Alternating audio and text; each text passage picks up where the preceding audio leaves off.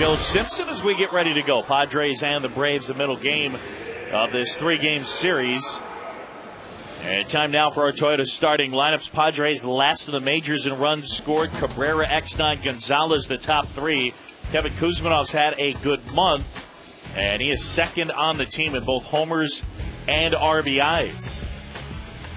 And after Kuzmanov, Hundley, Gwynn, and Stauffer, that lineup will go up against Kenshin Kawakami, who is bidding for win number 7 on the season. Joe? 34 years old, 5'11", 200 pounds, out of Japan.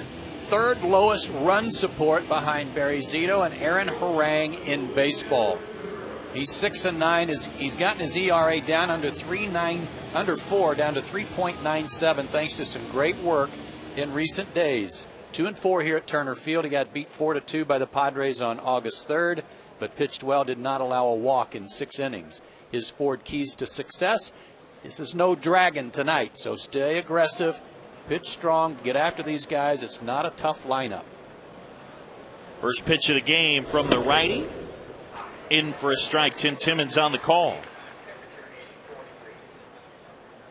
Everett Cabrera stands in. Had a tough night last night, 0 for 6, and he struck out his final 3 at-bats.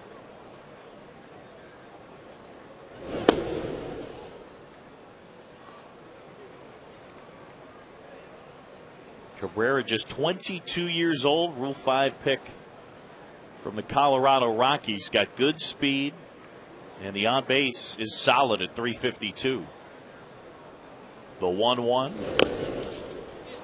And that's a foul ball. He bunted it twice. It hit the ground and then came back up and hit his bat again. My goodness, he's quick though, isn't he?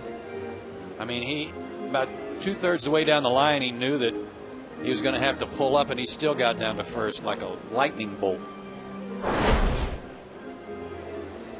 Came up, hit the bat again after it hit the plate. I was watching Will Venable run, loosening up before the game too, and they both look like sprinters. I mean, they are very strong, straight up and down runners. There's the umpiring crew.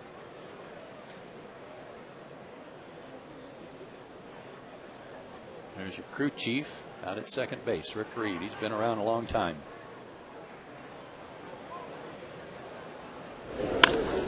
The other way and a base hit.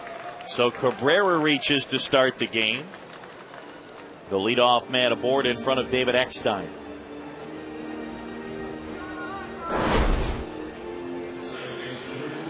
He's playing him the other way, not expecting him to pull the ball, but still found the hole, hit it sharply. So Kawakami will work out of the stretch and face the little second baseman. 316 the on base percentage for Eckstein, and a guy that doesn't have a lot of pop, so he'd like that to be a bit higher. Regardless, last night he delivered the winning run with a double to left center field. Despite his good work his last start, Kawakami had problems in the first inning at New York. In fact, he left the bases loaded.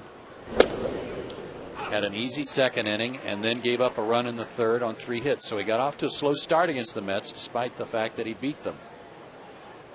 Gave up 2 walks and a double in the first, but they didn't score. That's hard to do. Sandwiched the double in between the walks, and that's what saved him. 0-2 on David Eckstein. Glenn Hoffman coaching down there at third. Just getting started here at Turner Field. The Braves and the Padres game 2. And Eckstein spoils that one. Went in the Padres clubhouse today to say hello to Bud Black, their manager, a former teammate of mine, a good friend. And as I came out of his office, really, literally the whole team was gathered around the TV on the sofas and in the floor watching video of the 1984, August 84 fight between the Padres and the Braves across the street that involved Pascual Perez and a million others that seemed to go on forever. And there were a lot of laughs, and I especially enjoyed them laughing at their trainer, who there were some shots of him in the dugout, had a gold chain on, and they were all giving him a hard time about his fancy disco necklace that he had on.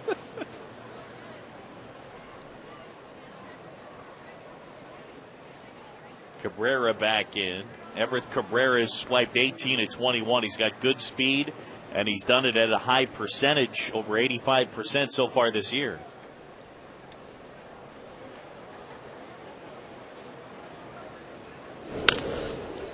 Bouncer to short, and Escobar going to second, safe.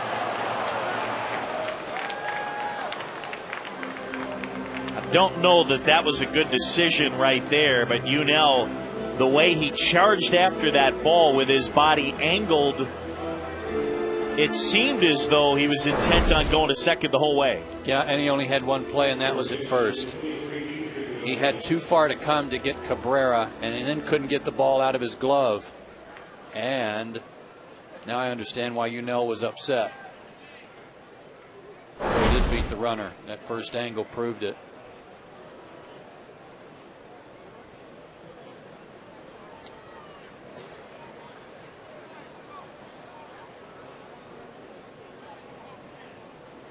So an infield single, 2 aboard in front of their big bopper.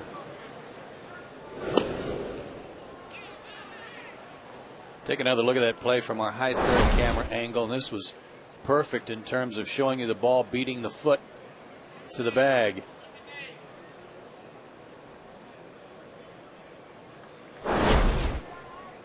I'm surprised Prado didn't argue there. Me too.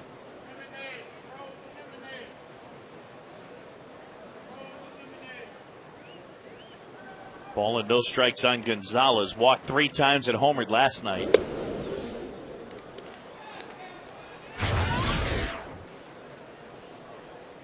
This is the one guy you do have to be careful with in their lineup for sure. Of his 34 homers, 23 of them on the road, and that's the most in the majors. And he'll spray them all over the field. Or all over the fence. He's late there, and it's 2-1. Here's one of those good aggressive fastballs.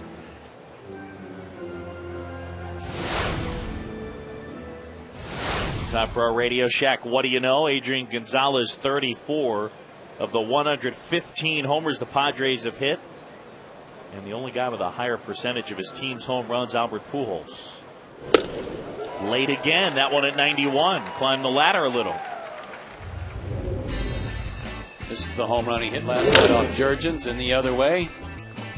More home runs to left than he has hit to center or right. But Kawakami tonight, I think he might be proving to himself right here against Gonzalez that his fastball is certainly good enough.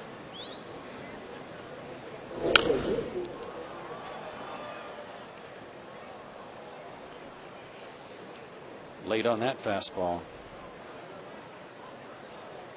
This guy was involved in a lot of rumors around the trade deadline. I mean, there's got to be something to it. He was linked to a number of different trades, going to a number of different teams, along with Heath Bell. That one in the dirt and way past McCann. Runners will advance.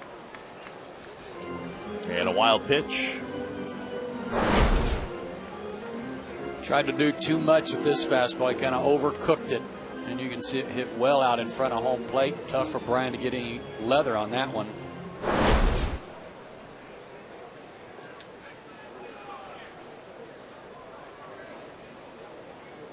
Three and two. Don't groove a fastball here.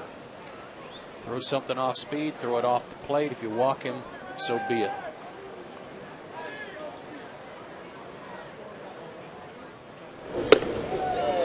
Just missed. Ball 4. They're loaded. So be it.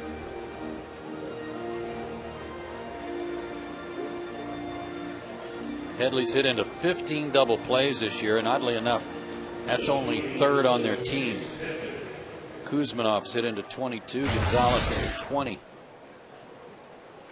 And Kuzmanov leads the league, having hit into 22.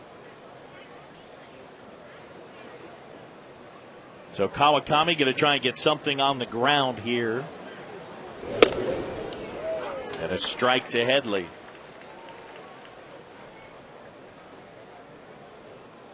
Kenshin coming in, a 3.97 ERA. I was looking at the overall stats in the National League, he's 25th in the league in ERA.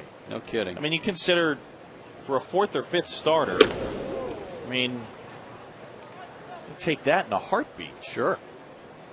Sure. I mean, if you take away his April, which was a real rough April, his record's 5-6 and an ERA of 3.36 since then. Inside corner, good pitch, 1-2.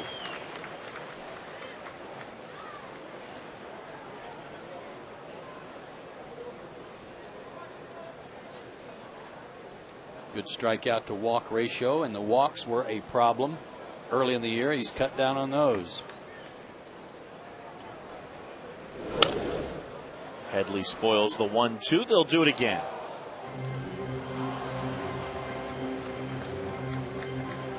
Padres last in the league in runs scored, last in slugging, 14th in on base, and 11th in home runs.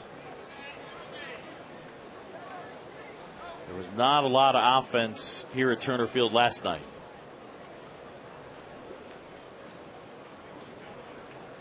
KK at the belt. Ooh.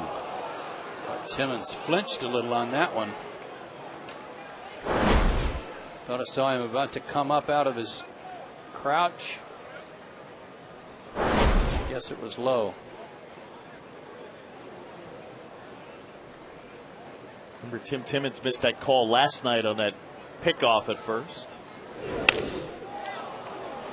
Shallow right field. Diaz coming on. Matt makes the catch, and he fires it in. Cabrera stays put at third, and there's one out.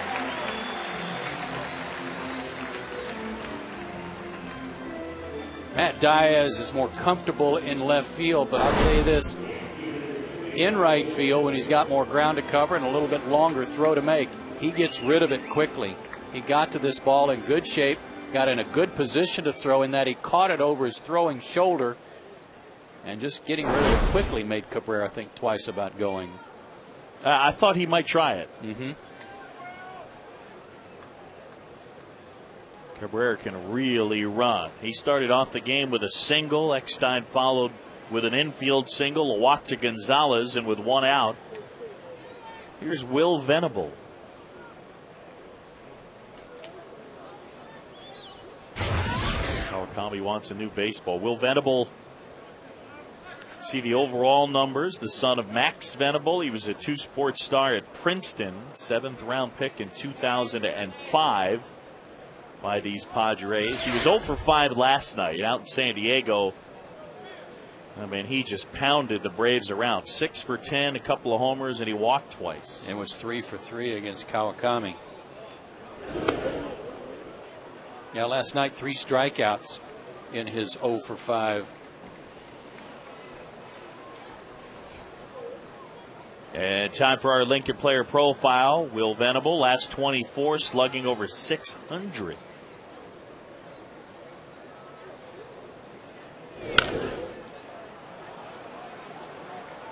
Left field, shallow. Anderson is there, and he fires it in. And there are 2 outs. I think he's got to give it a go there. I'm shocked. I would have bet the proverbial ranch that he was going on Garrett, and now he's wishing he had, because the throw was off the mark. I know he wasn't very deep, but that was going to be way offline, and the way Cabrera can run, you got to take a chance there. Thank you very much.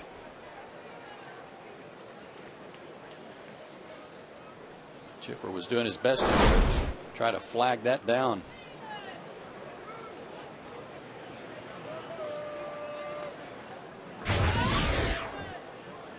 So Kevin Kuzminoff stands in. Bases loaded and 2 down.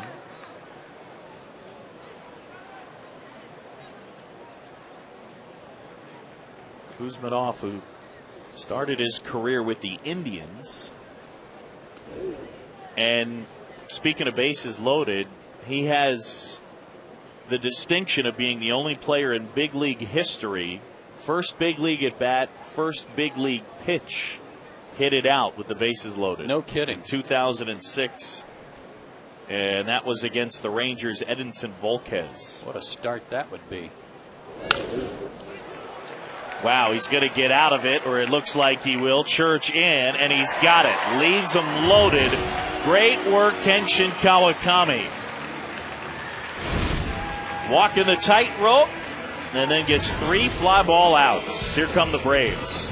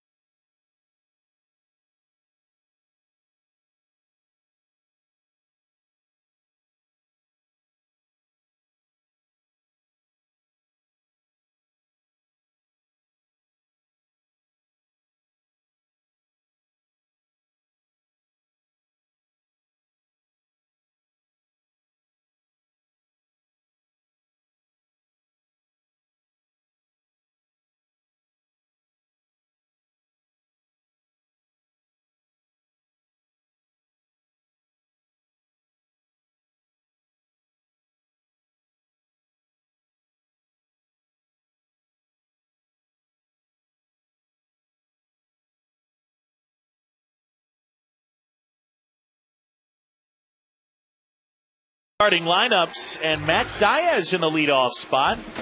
He's been red hot, couple of hits last night. On base percentage over 500. So he'll set the table for Prado, Jones, McCann, Anderson, Escobar, LaRoche, Church, and Kawakami.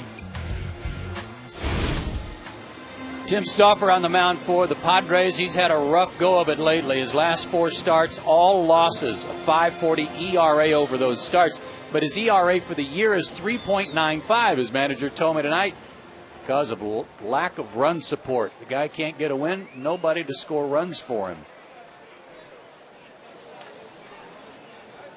Matt Diaz asking for time. Now he's ready.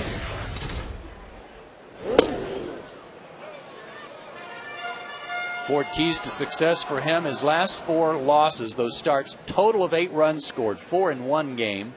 And he's got to use his cutter/slider, which is his best pitch tonight. He's got to make that effective, especially against the left-handed hitters. Braves beat him 9-2 back on August 4th.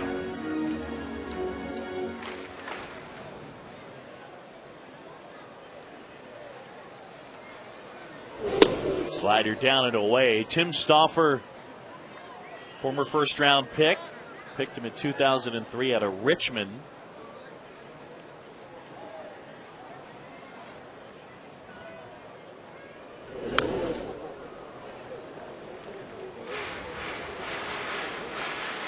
When we were out in San Diego, we talked about Tim Stauffer in the interesting case. He's drafted in the first round. They offered him $2.6 million, and then he admitted that his shoulder was bothering him. And with that shoulder injury, his signing bonus for being drafted in the first round dropped to $750,000. Yeah, he said he wouldn't feel right taking the money when he knew he was hurt.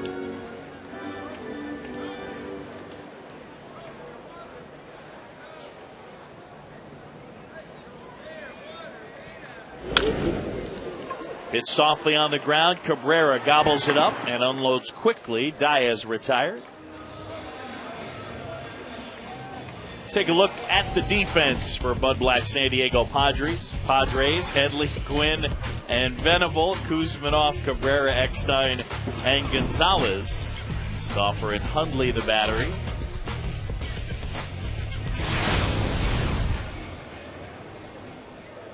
So the right-hander will go to work against Martin Prado. Prado 0 for 5 in his return.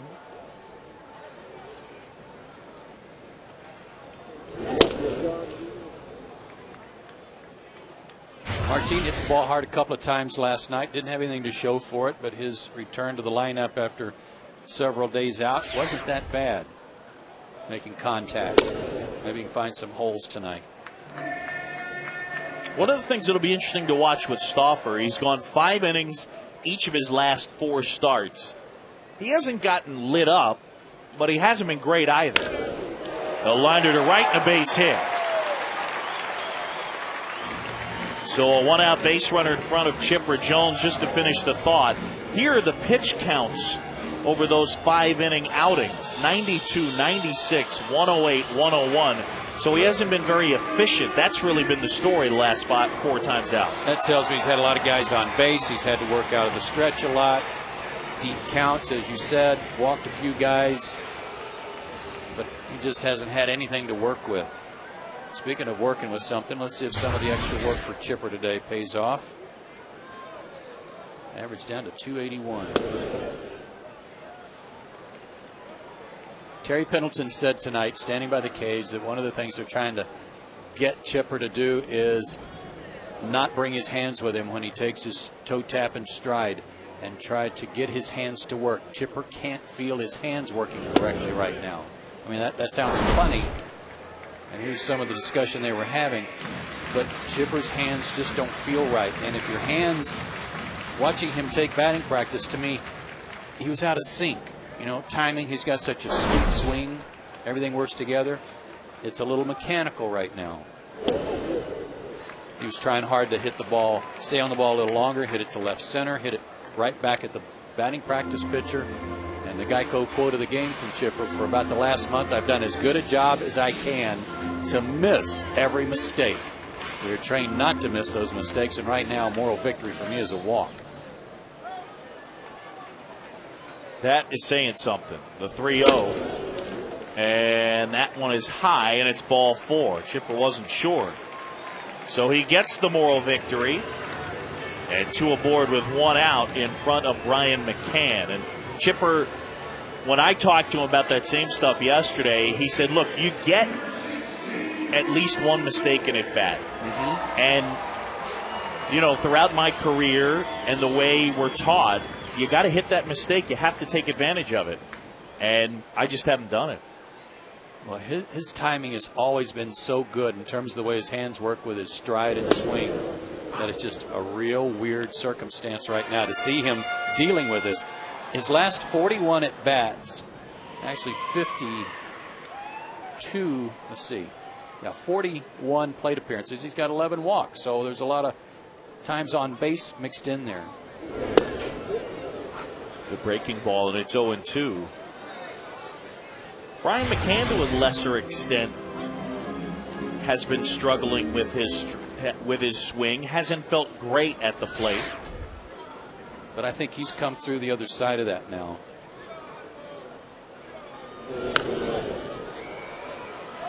One of the things they did to him last night, and I don't think you can compare Stauffer to Latos, who was throwing mid-90s, but they were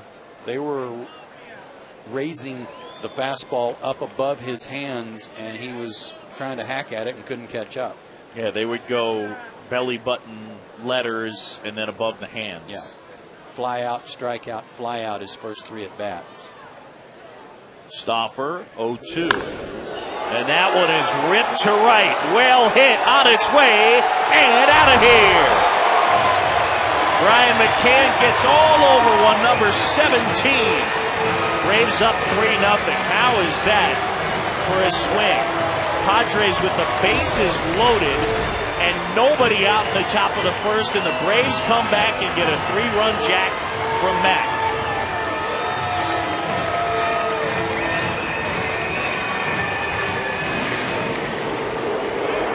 He did this 2 games ago in that last game against the Marlins. You might remember he had a 3-run homer in the first. It set the pace for everything Atlanta did offensively, and does it again tonight.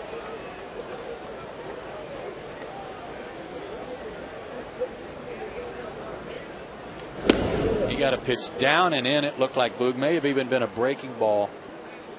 And we saw him do that in New York against Santana, where he actually had to bend his front leg a little bit to kind of get down to a pitch. And he did that tonight here. That's the slider cutter, and it wasn't a very good one. But see how both legs are bent a little bit? You'll get a better look from the side. And we'll show that to you as soon as Garrett's at bat is complete. But just a great job of getting down to the pitch and then getting the barrel of the bat on it. It's also important because we get Laser Baker some work. When he hit that ball, I thought it was going to go up into the terrace level. It's hit so high.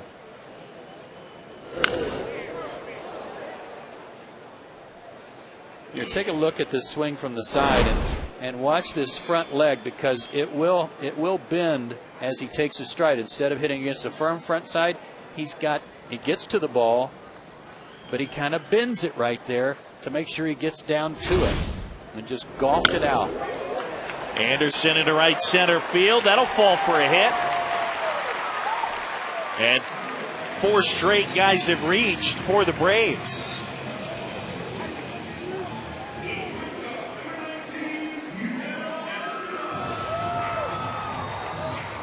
Just a little more like it. Last night it was like pulling teeth trying to get something going for Atlanta.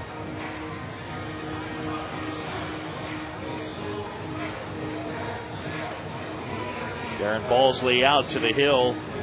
Tim Stauffer, a guy, they did not have big expectations for him this year. Missed all of last year with a labrum tear. I mean, obviously formerly a top prospect, but just to give you an idea, we talked about this in San Diego, he's in the back of their media guide. No picture for Tim Stauffer. I mean, the guys that are in the back of the media guide are either real far away from the majors as prospects or real far away from the majors because they're real far away from the majors. Yes, not really a blip on the general manager's screen.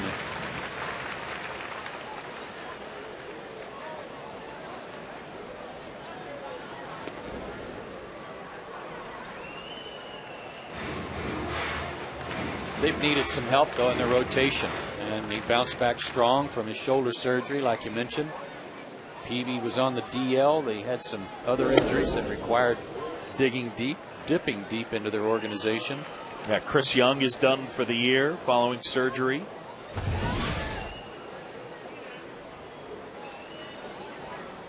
Laser Baker just told me Oliver Perez of the Mets just went on the DL. Looks like he's out for the year, too, with that knee. Yep, having knee surgery.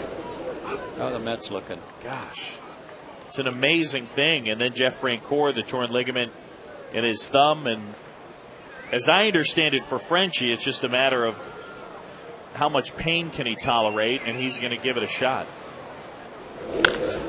Hit hard, Cabrera. Oh, nicely done. On to Eckstein, and they turn it. That was a bullet. And the shortstop with the soft hands and the quick release. And they turn 2. But Brian McCann unloads number 17. End of 1. It's 3-0.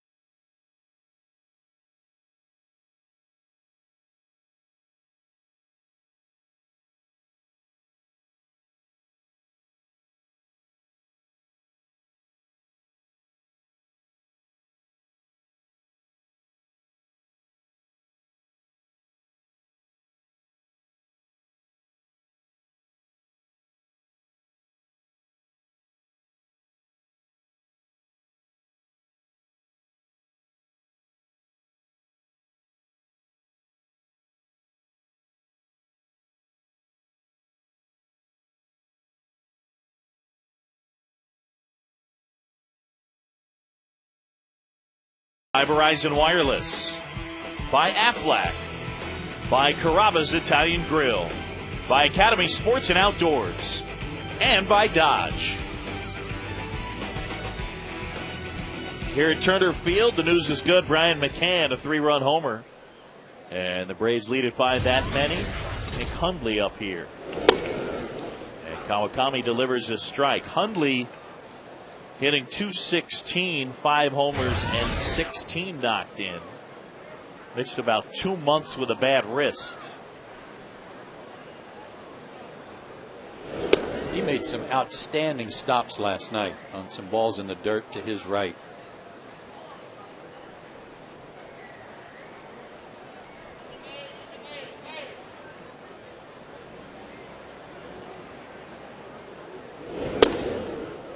Just missed with that one, and it's 2-1.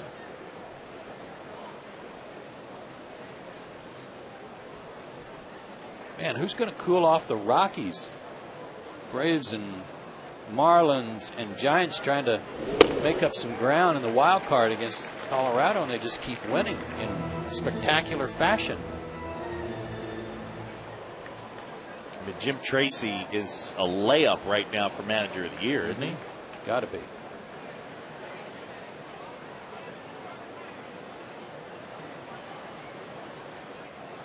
Now a 2-2. Goes with the curve and off the end of the bat. Shallow left. Anderson coming on. Nice grab.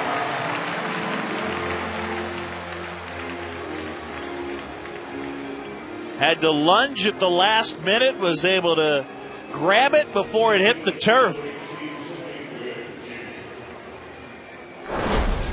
Got one of those big old basket gloves too, and that helped. Our Wendy's way better play. Nice shoe top catch. Robbing Hundley of a base hit. Nicely done. And here's Tony Gwynn with 1 out. Hit hard and past the diving Prado. Martine's looking back to his left like he didn't get good footing on that, but he reacted real late like he didn't see it off the bat. Ball was already past the mound by the time he reacted. That was a very late reaction from him, and he just lost it somewhere.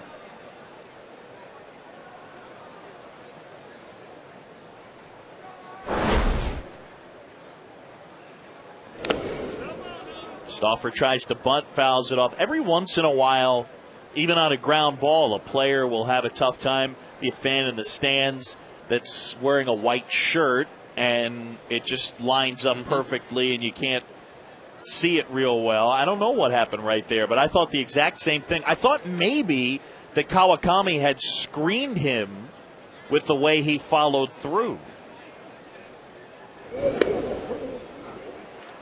And now 0-2 as Stauffer pulled the bat back on the curve.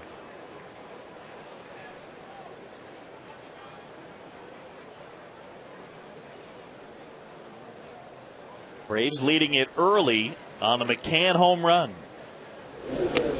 And Stauffer tried to bunt. He strikes out 2 away.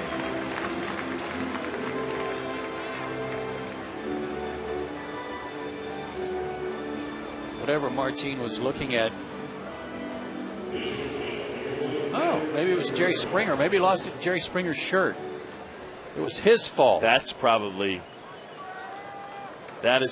what is happening there. Is he the former mayor of Cincinnati? He is indeed. Yeah.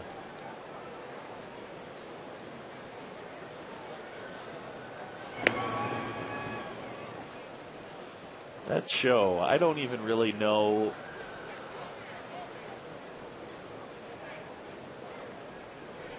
Yeah, okay, good talk.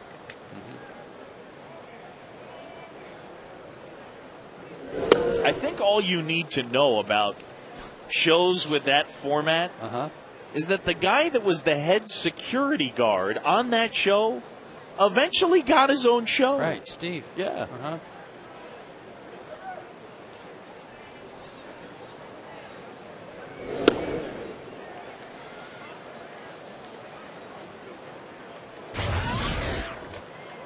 Well, it's good to know that Jerry's a baseball fan. And on a beautiful night in Atlanta, he's picked a good night.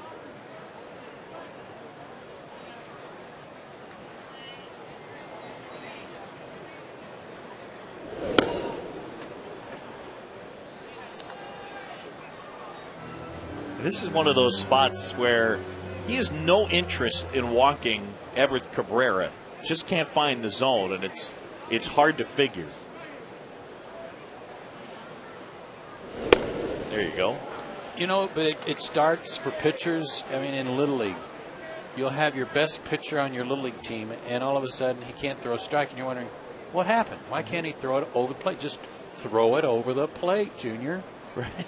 But it happens up here, too. Sure. These guys can throw it through a keyhole on most nights. And then all of a sudden, it's not coming out of the hand right, and you're aiming it a little, and it's just going everywhere but where you want it to.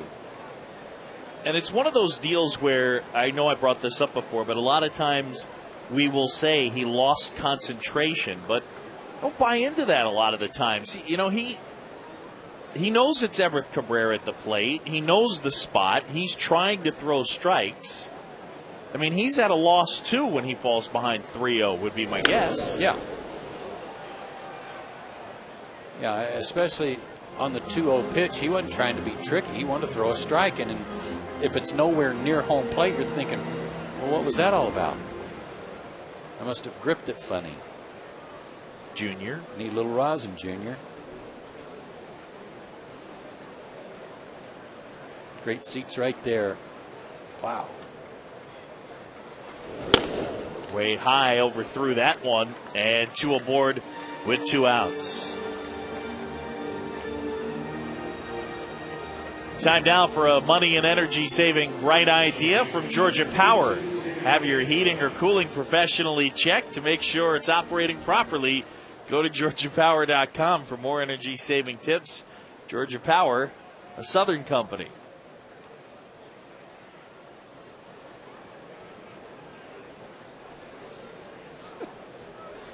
Nothing from Baker.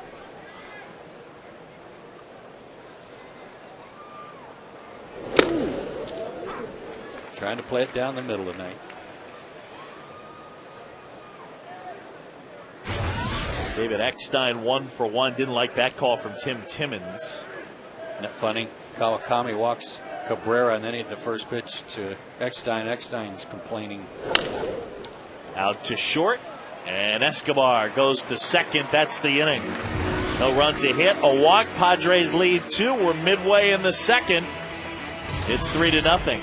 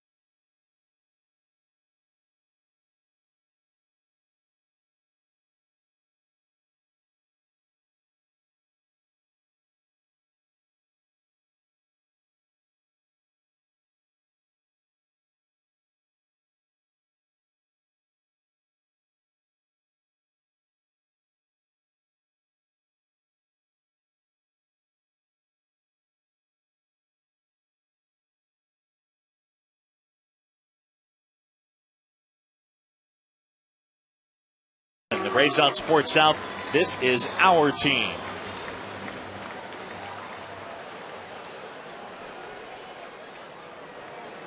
And Adam LaRoche will climb in. LaRoche, Church, and Kawakami against Tim Stauffer.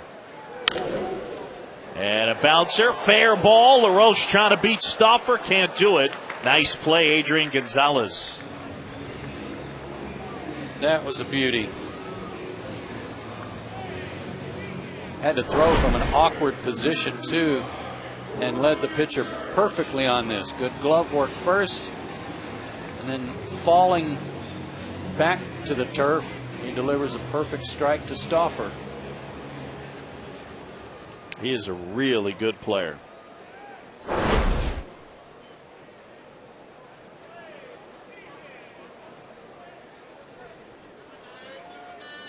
And now Ryan Church, who is back in the lineup after suffering that back strain. And we did talk about it, the fact that Ryan Church really bothered more than anything with the back, defensively and throwing, but not hitting and not running. I asked him tonight, I said, what hurts and what causes it to hurt? And he knocked on wood and he said, nothing at the moment. I said, well, that's a good sign. He said, yeah. And then the ball was just jumping off his bat in batting practice. He was in the same group with Chipper and LaRoche and Anderson, and of the four, he looked the best. He was really swinging it.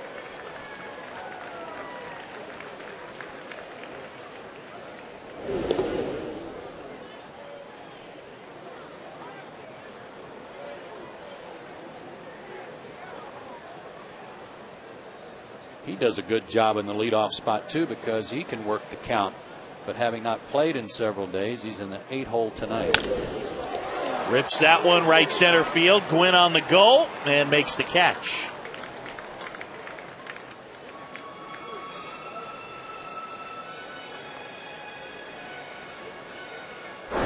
Put a good swing on that, but got it right off the end of the bat a little bit. A breaking ball out away from him. If he gets that just about an inch closer to him on the sweet spot, that one would go.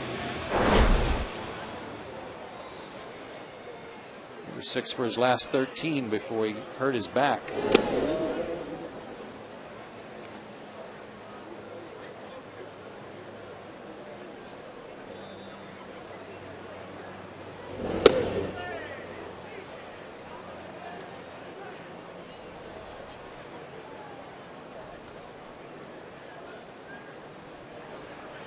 Ball to strike on KK with 2 down and nobody aboard. And he whistles that one foul.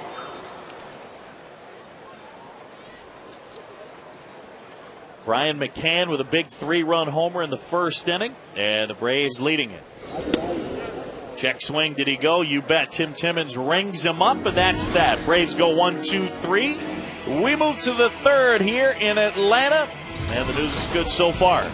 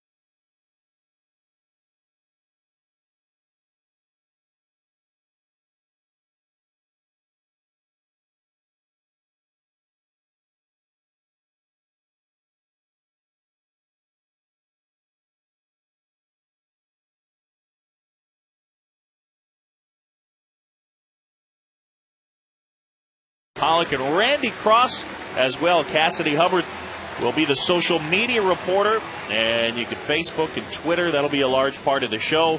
And again, 1 week from tonight. And we're joined by Randy Cross up here in the booth. You excited about the show? Yeah, I really am. Really am. I mean, they're very excited about all the HD SEC games they're going to have there, and the show's going to be fabulous. It's a little different. I mean, you guys do the Twittering and the Facebook, and we basically have a person. Cassidy will be doing all the Twittering and Facebooking, and you can go to SEC Gridiron Live and tune into that. It's amazing, isn't it? Instant reaction all the time now. All the time. Good news, bad news. You guys get the instant feedback. We find that out on a nightly basis. Sometimes good, sometimes bad. But you're going to have a good crew there, Charles Davis, and be fun to work with him. Yeah, it'll be good to work with somebody like David Pollock, the All-American from Georgia. He's got all those connections up in Athens. Well, people in this area are going to love that show. This is football country and SEC football country for certain, and I know you're ready for that. I can't wait. I really can't wait. I've spent the last 5 years, I've done a lot of radio too, and with Sirius, and we do an NFL channel, and you spend so much time covering the college draft that sort of as a defense mechanism, I started really studying college football about 4 or 5 years ago. That one in the air. Anderson settling under this, and he's got it one away. And there's so much talent in the SEC. I mean, from an NFL draft standpoint, that's the first conference you're going to go look at. Oh, absolutely. Absolutely. And one of the first places I'd start at would probably be UGA. Between Georgia, Alabama, Florida, LSU, I mean, go down the list. You don't really get to the bottom of the list per se when it comes to talent. And the rivalries that exist in the SEC, it's amazing. I was thinking about the new coach at Tennessee and how he made waves immediately after coming in from the NFL. He put his name on the map right away. He eased right into it. He did. Why not get your stick and poke it at the biggest bear you can find? And Tennessee's got to go to Florida this year, so they've got that circled on their calendar, I'm sure. Now, you're going to have to dial David Pollock down a little bit because as a Georgia guy, you know that he's going to be fired up about the season. David's pretty fired up about life. The season just kind of adds onto it. David is a high-energy individual, to put it lightly. He's still got a few hits left in him. I mean, he had his career cut short, so he still had a few tackles and pops left in him that he's trying to take out on somebody else. He's a fabulous lesson for a lot of young players out there. That the game really can. Unfortunately, it happened to him, but the game really can stop pretty doggone quick. So for all the first-round draft picks that are holding out in the NFL or the college players that don't quite make it, David gave it a shot, but unfortunately the neck injury cut his career short. But he's going to be great at broadcasting. Sure is. So you guys will be doing game previews, and it's a 60-minute show. Again, debuts September 2nd at 10 o'clock on Fox Sports South. Lots of interviews, stuff like that as well, right? Absolutely. Interviews, features. Week one will probably be about as crowded a TV show about college football as you could get because there's 12 games in the SEC that week. Oh, nice play by Ryan Church. Thought he might have taken a bad angle right there, but was able to drift back and haul that one in. Well, first game of the year on Fox Sports South. It'll be Florida going up against Charleston Southern and Ouchie. Well, it's they're needless to say they're slightly favored in that game, but the ticket is really to watch Florida. You've got Tebow, you've got all that talent. They might have the best backup quarterback in Brantley in the country. He might have better stats playing about 2 quarters after Tebow kind of gets done his quarter and a half or so than anybody else in the country. Venable hits it hard, and LaRoche right there. And that's the inning. Well, Randy Cross, we appreciate you stopping by again. SEC Gridiron Live. It debuts a week from tonight at 10 o'clock. We look forward to watching you. It's great to see you. Good to see you guys. Remember, it's SEC.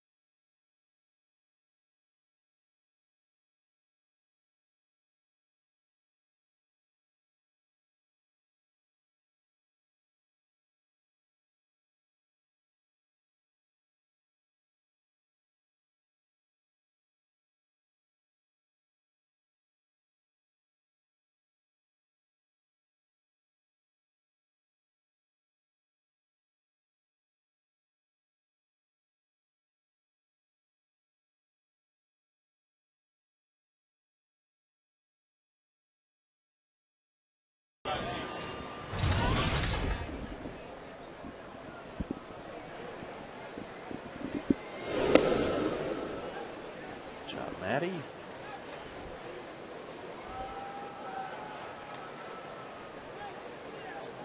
Back here at Turner Field as Matt Diaz stands in and rips a base hit up the middle. And Matty with a big turn, but he'll hang on at first. Aggressive base runner. And Diaz been red hot. He's 1 for 2 here tonight. Makes him 9 for his last 13. What a second half he's having. Talked to Martin before the game, Boog, about coming back from last night's game. Long game. Could have been a little taxing on him after sitting out for several days, but he said he's feeling much better with respect to the headaches, and he was anxious to get back out there tonight. Well, they need his bat. The depth to this lineup is really the key to scoring. Doesn't really rest on any one guy, and he's been so consistent this year. And he helps with the depth of the offense. It didn't matter what I said to anybody today in the clubhouse, of the guys I talked to, whether it was Church about his back, or Prado about his headaches, or Chipper about his swing. The primary conversation revolved around last night's game and how disappointing it was to lose that, and how they knew they should have won the game. Just had so many opportunities late. Very frustrating game.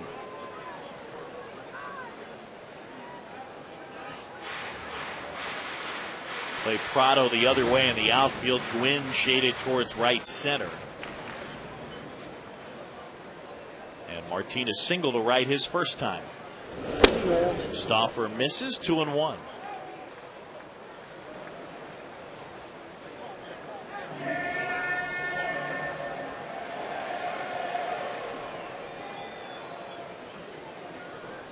Long look at Brian Snitker there from Martin. Not a likely hit and run situation here with nobody out. Cabrera will do it himself, and there's 2 gone. Good looking player, this Padres shortstop, isn't he? Very. Folks, Braves Recycling Days presented by Waste Management and Coke Recycling. Bring a plastic bottle, newspaper, or 10 plastic grocery bags to Turner Field for tomorrow night's game versus the Padres. You get a Braves ticket for only $3. Recycle with the Braves and save. Chipper a walk and a run scored his first time. Takes ball 1. I'm going to bring 10 empty plastic grocery bags just because it's a good idea. I hope I don't need a ticket tomorrow. They're going to let you in. I hope. Been able to talk my way in so far.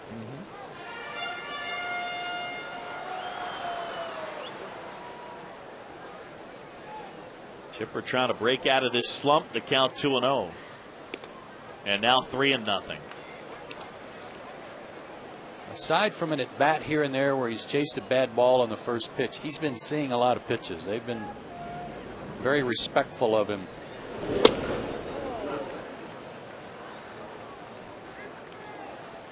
Well, last night, I guess it was against Heath Bell. He hit the ball very hard, intentionally walked his next time. High in the air center field.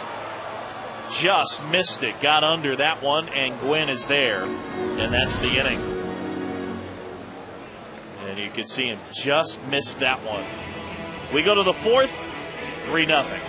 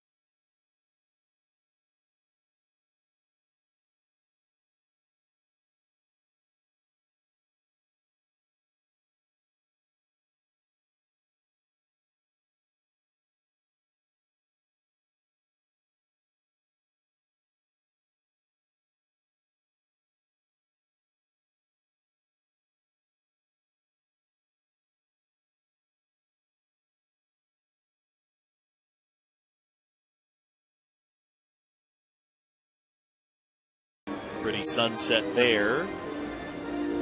And then there's here. Not so much over there, but Here. out there, north side of town, looks like it might have a little moisture.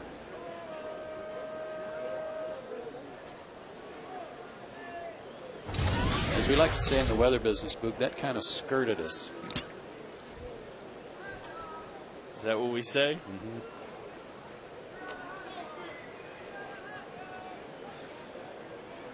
There's Kevin Kuzminoff at the plate. Flied to center his first time. Kuzminoff now 2 for his last 23.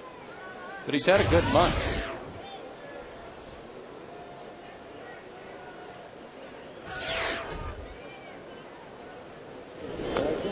Little check swing tapper. Remember a couple of years ago, he got off to just a dreadful start with the Padres. Was like, I don't know, 2 for 44 or something at the start of the season. That was his first full year as a Padre, so he was trying so hard to climb out of that hole. And eventually he did, though. Uh-huh.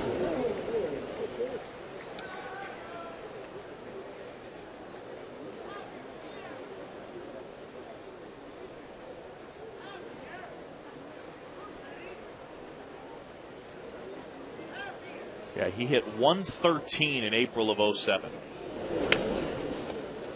Little roller up along first. McCann, bare hands, throws, got him.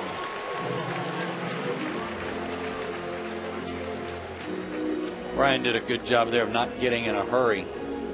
Kind of following the base runner down the line. He knew exactly how much time he had and didn't rush that.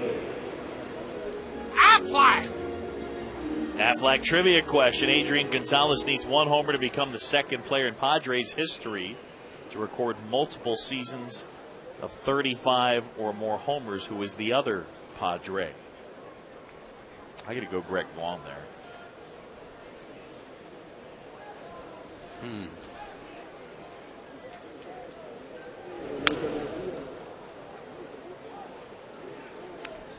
Nate Colbert, Ryan Klesko, Fred McGriff.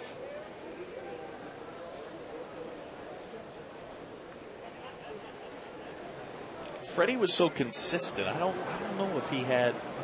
Freddie had all those years in a row, consecutive years of 30-plus homers. How many years was he in San Diego? That's the thing. He went Toronto, San Diego, and then Atlanta. He was there at least 2 years, wasn't he? 2.5.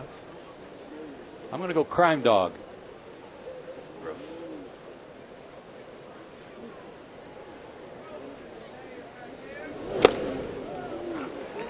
Good pitch there. Something off speed. Ran back over the outside edge of the plate. 1-2.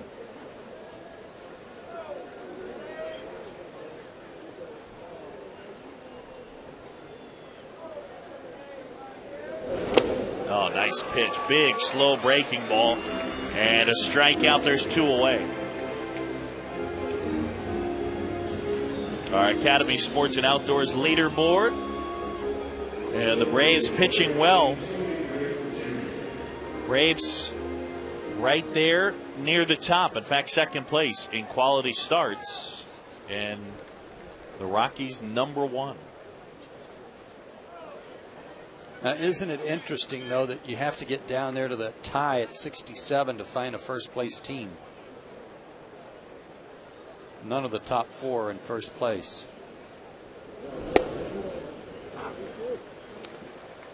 Not sure what that says about the stat of quality starts, which is 6 innings of giving up 3 or fewer runs.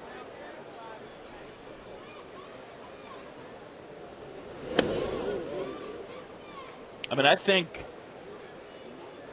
the only part of that stat that really surprises me is Arizona.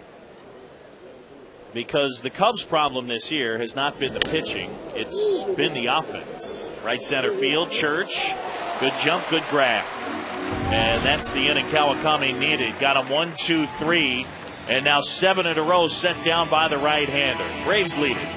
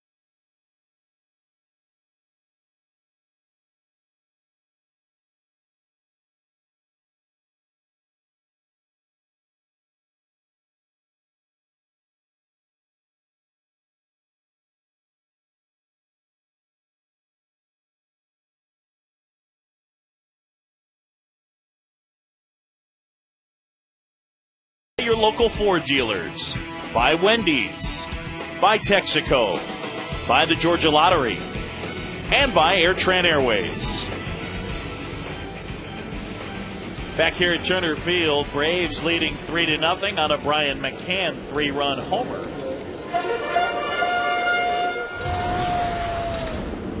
And so Mac now with 17 round trippers. And Tim Stauffer continues on the hill.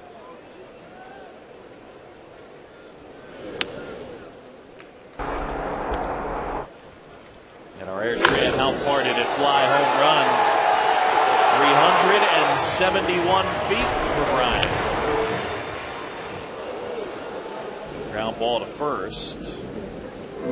And Gonzalez handles that chance. One up and one down. The reigning Gold Glover at first, Adrian Gonzalez. And he has shown us why in the first 2 games of this series. And I never think of him when I think about all the good first basemen in baseball. He won a Gold Glove, and I don't really put him up there at the top or with those guys at the top that he deserves to be with, like Teixeira or Kochman or LaRoche. Well, think about all the guys in the league that have won that are still playing. He's won. Pujols has won. Helton's won. Lee has won. Yeah, that's spreading it around. Tell you, the guy in L.A. could win one soon too. James Loney, pretty slick around the bag. I think it's unfortunate that Casey Kochman got traded, because I think that he was deserving of one.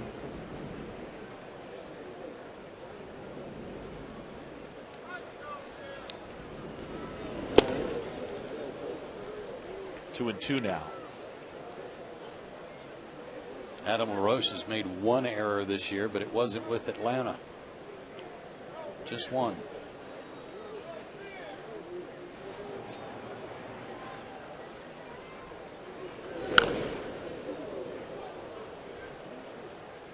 That was headed right over to Jerry Springer.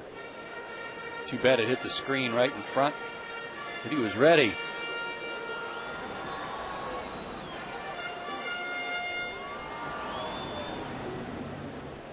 Got to get the Jerry chant going later. Up the middle and through. Got something he could handle. And Anderson's 2 for 2.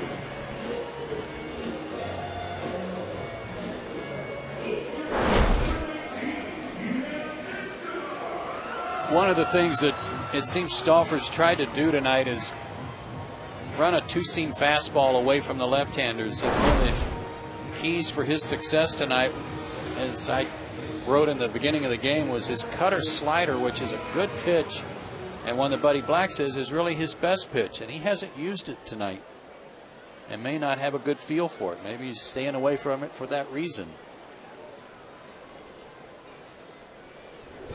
Unell, his first time, hit the ball hard, but Everett Cabrera, ranging to his right, was able to gobble it up and start a 6-4-3 double play that ended the first.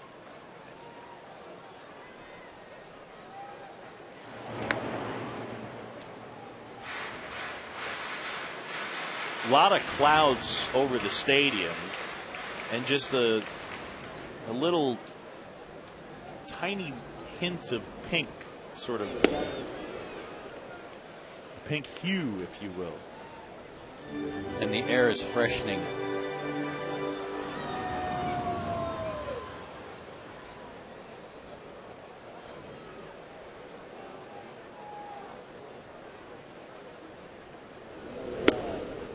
Good eye, and it's 3-0.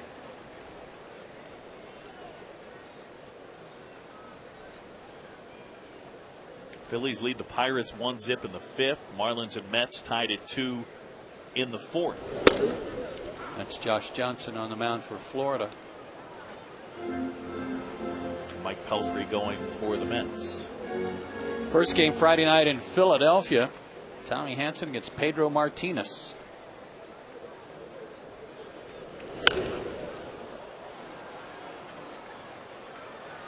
Vasquez and Clayton Richard tomorrow night. Richard came over from the White Sox in the PV deal. He's 3-0. Big guy, good arm. 3-2 now on Escobar. Runner goes, that's up and in, and knocked him down for ball 4. Hop up, trot to first.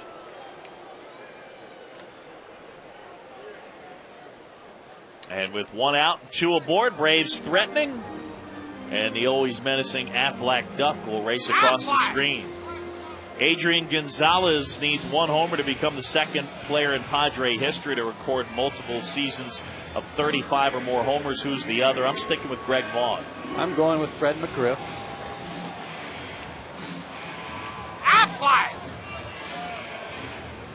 And you said it. You said Nate Colbert. Big bad Nate Colbert. Back in the early Padre days. First year was 69.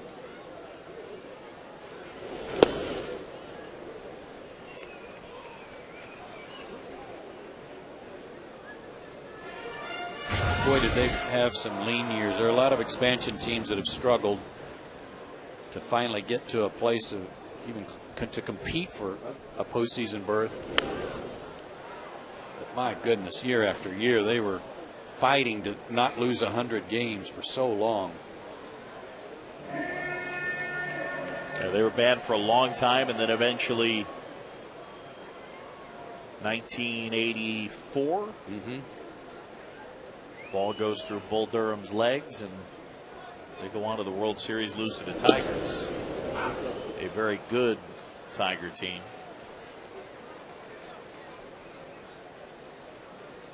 Truck's telling me on August 1st of 1972, Nate Colbert hit 5 homers and drove in 13 runs in a doubleheader for the Padres.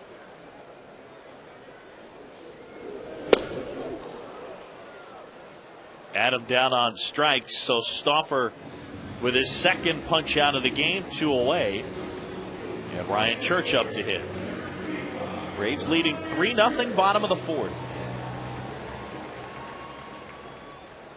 Year after that, 1973, they drafted Dave Winfield in the first round. That's where he started his career and went right from the University of Minnesota to the big leagues. Never played in the minors. Great pitcher at the University of Minnesota. And a good basketball player.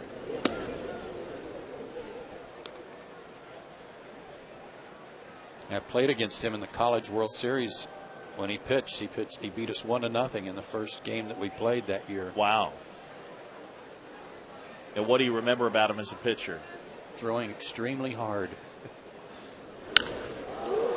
High in the air, right center field, pretty well hit. Gwynn near the wall, leaping, he's got it. And Church just missed it.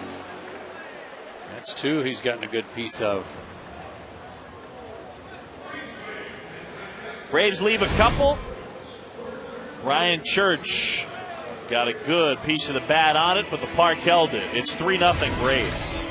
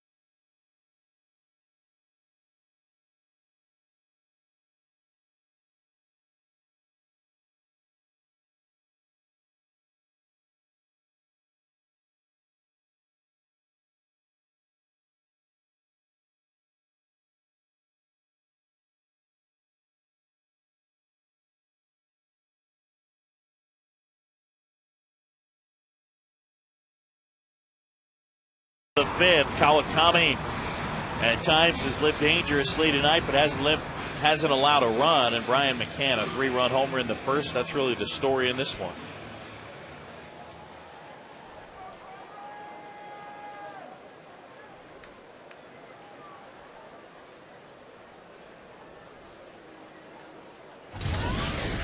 Pitcher spot here, Stauffer, then Cabrera, then Eckstein, and there's strike one.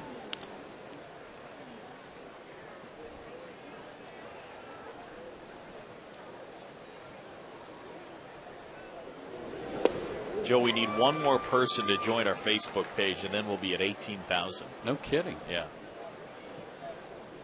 Just one more. Giddy up, somebody. Let's go. And they ring him up. Third strikeout for Kawakami. He's gotten Stauffer twice. It's 8 in a row. So KK settled into a good groove, and now the shortstop, Everett Cabrera. 1 for 1, a single and a walk. Need 2 more outs to make this an official contest here in the top of the 5th in case any rain backs up on us.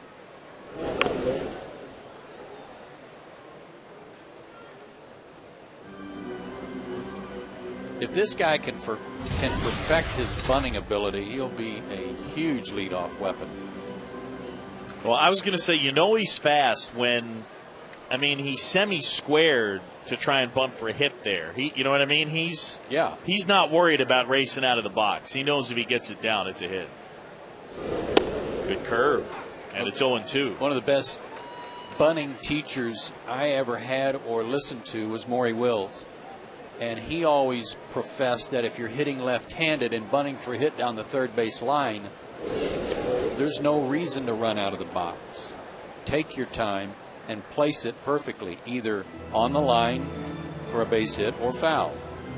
You're not trying to get it really on the grass. You're trying to make it perfect. So take your time and drop it down and then go. And he was dead on right about that. As a left-handed hitter, what was easier, bunting to the first base side or third?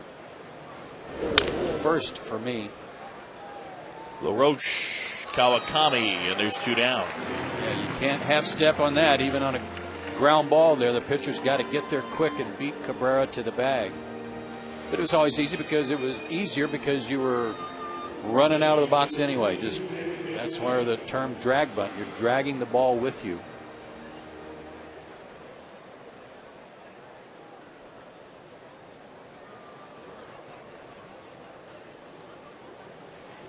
Now David Eckstein with 2 away.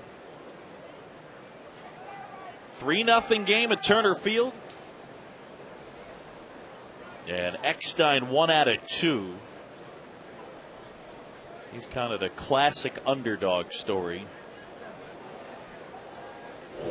Guy drafted out of the University of Florida in the 19th round by the Red Sox in 1997.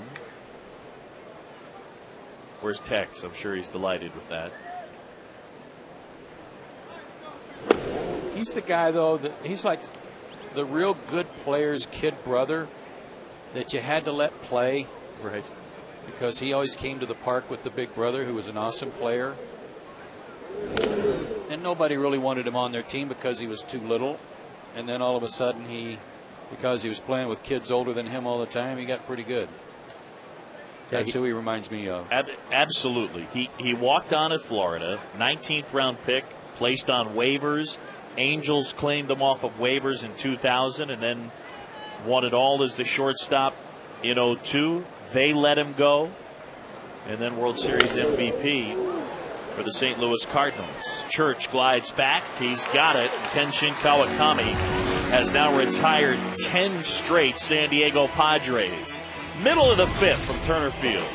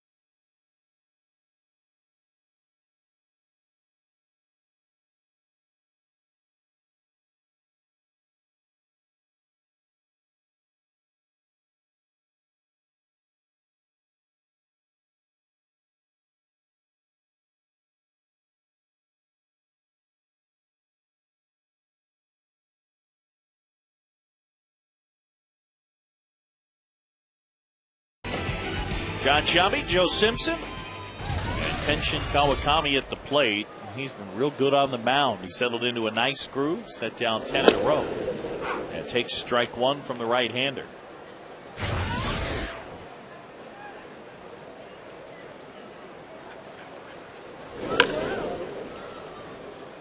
Like to add on here. Yeah, don't go to sleep offensively. Get some guys on and put some more pressure on Stouffer.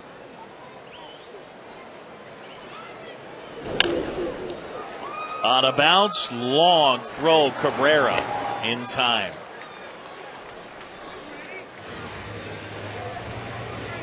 And time for our VCast Music with Rhapsody.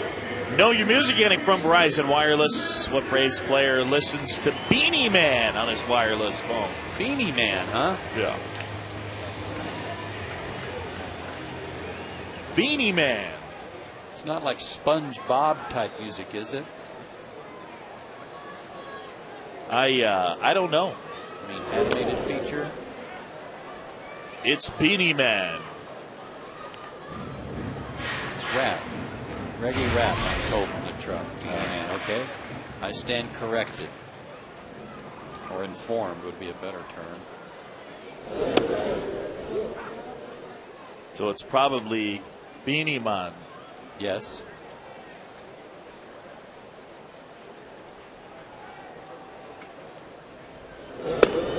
Matt Diaz 1 out of 2. Where's our guy with the grease board out there in right?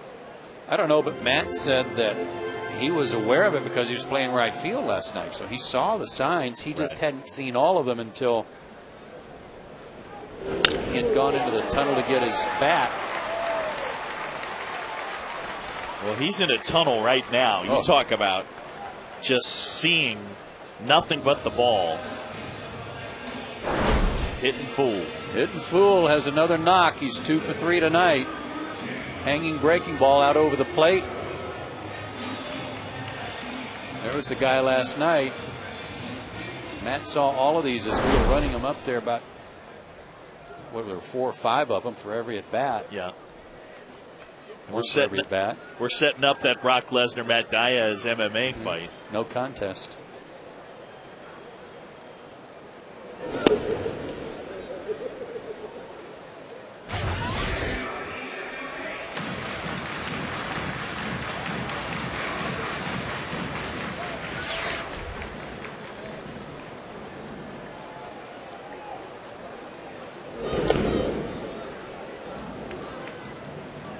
What a great game this must be to play when you know you're going to get a hit every time up. And you see Matt and what he's doing and how it's just effortless, seems like, carefree, gets all these hanging breaking balls, doesn't miss them, and Chipper's up there just fighting. Just working his tail off, trying to get something to find a hole, a ground ball that gets between the fielders, something. And Diaz is 10 for his last 14. Wow.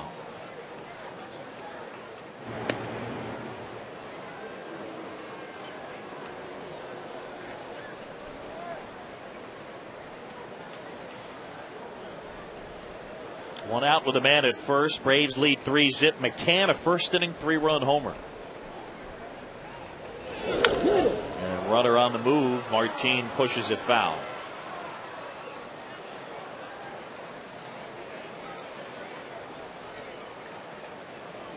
Braves after tomorrow night will head to Philadelphia. Tomorrow it'll be Vasquez and Clayton Richard. And this weekend, big 3-game series with the Phillies.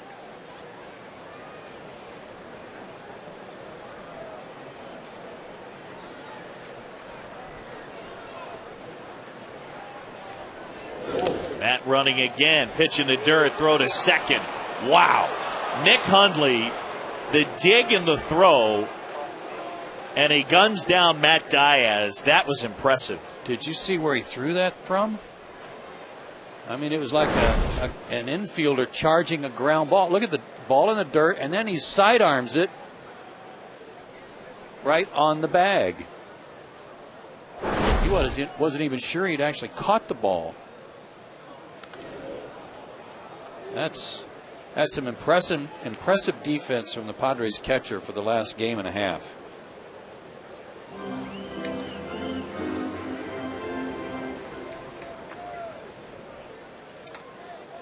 When Matt gets a look at the replay of that one, he won't believe it.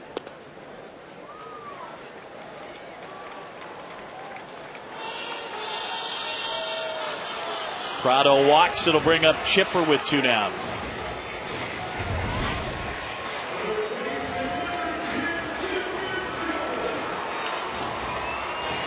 Chipper will walk and fly to center his last time up. Here's the swing on the last time up, and he almost hit it out of here. Fastball, stayed out over the plate, stayed back beautifully on that. Had to pull his hands in just a little bit. Didn't get quite fully extended on it, but a good swing. That's a moral victory when you square one up like that, even if you hit it to the deepest part of the park.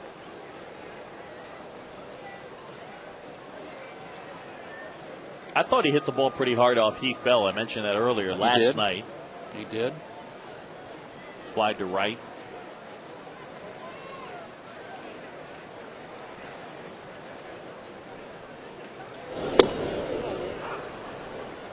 Oh, and 2 with that curve. Stouffer's fastball is right around 90, and that curveball is a great change of pace. That was only 76.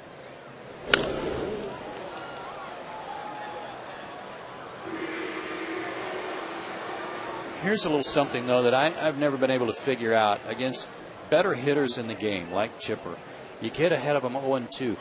Do you really think they're going to be up there looking for another breaking ball, and you try to sneak a fastball by them? What are you thinking? Held up on that 1-2. If you're going to throw a fastball 0-2 to these better hitters, okay, but raise it up above their, letter high to Catville high, see if they'll chase. Run it off the plate outside. But do you really think you're going to be able to sneak one by him middle of the plate in?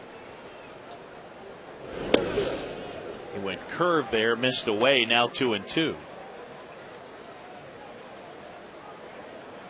I get it that they don't want to throw 3 straight curveballs. He got ahead 0-2 with 2 curveballs, but makes you wonder sometimes.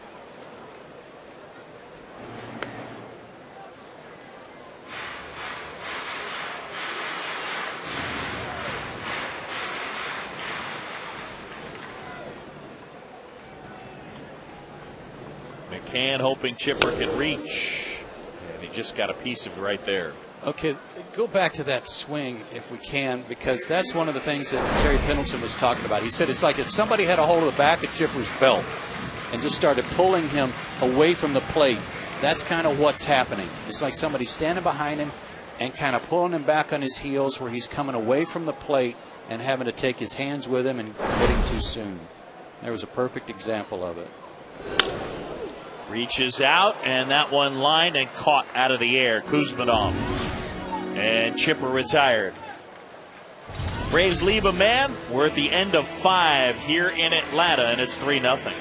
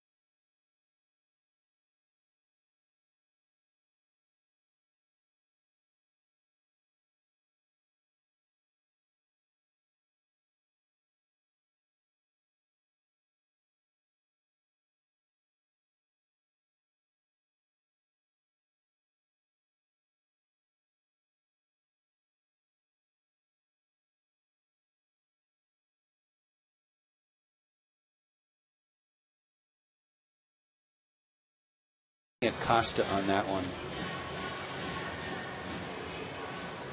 Bobby Cox? I don't think so. All right. Yunel Escobar. Oh! I smell cheating.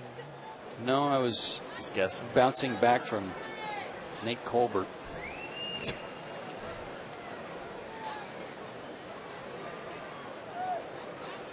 And he's always got some tunes working. He's always got his earbuds. Is that what you call them? Yep.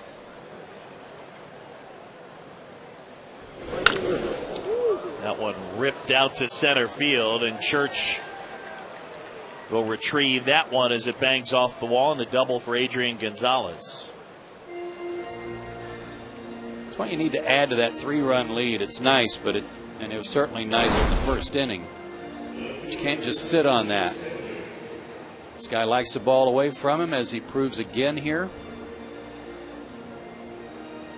Remember, early in the game, Gonzalez walked to load the bases, but Kawakami threw him a couple of fastballs, inner third and up a little bit, that he couldn't get around on.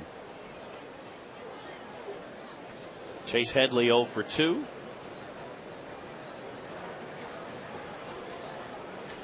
Kawakami has not given up a run, and he's given up just 4 hits. That double by Adrian Gonzalez snapped the string of 10 in a row set down.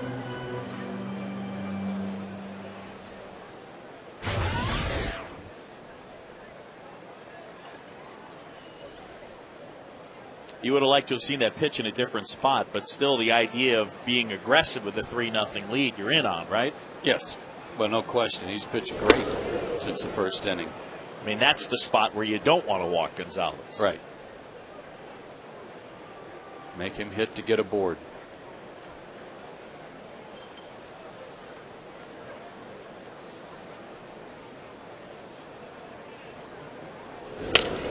Broke his bat, and that one will get through into center field. I hope Adam LaRoche saw that coming, because he almost ran right into the barrel of that bat. I'm assuming he saw it, because he was coming into cover first in case somebody was able to glove that ball. But boy, that was close. And that was an absolute spear that landed down there beyond the first base bag. To Headley at first, Gonzalez at third, and nobody out. And Will Venable at the plate.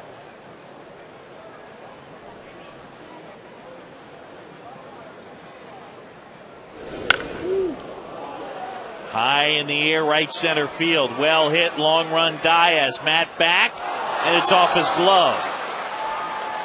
Gonzalez will score. They'll stop Headley at third. It's an RBI double.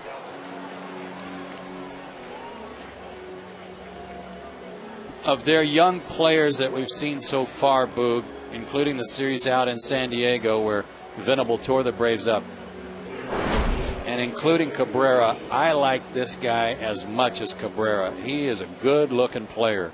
Matt almost tracked it down, but off the thumb of his glove, can't corral it. And it'll go as an RBI double. But Will Venable can do a lot of things. He can run, he can play defense, and he is at least showing Atlanta he can swing the bat. Yep. Roger McDowell out to talk with Kenshin Kawakami. Joe, that last play by Mac Diaz, if he had hauled it in, it would have been a really good grab. But it was a little reminiscent of that play out in Los Angeles insofar as the angle that he took when he got back to the wall. By the time he finally got there, he wasn't lined up with the ball, and he found himself reaching across as opposed to just back to try and make the catch. That's a good call and a good recall on that ball in Los Angeles. And you're right, he does have to extend his arm after going to a point deepest part of right center field there. Knew he was getting close to the wall, but he still had another step to go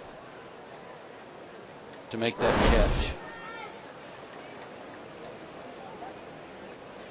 Kuzminov now.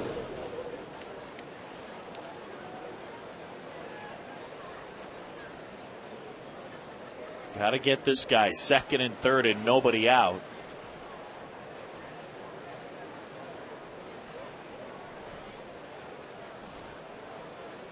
Braves trying to bounce back from a heartbreaker last night in 12. Padres won it 2-1.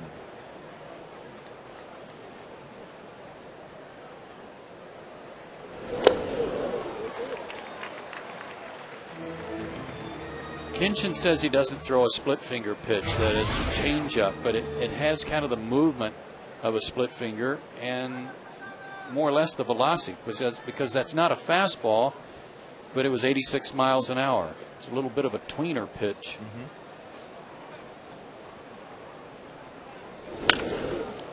Up the middle. Oh, Prado, what a play. Stole a hit and another run. Headley comes in, but that most certainly would have played it 2 instead of 1. Great grab. He got a good jump on this one. Earlier tonight, he didn't see a ball off the bat that got up the middle. But this one saves a hit, a run scores, but at least the Braves get an out of it. Nice play by Prado. It's a one-run game.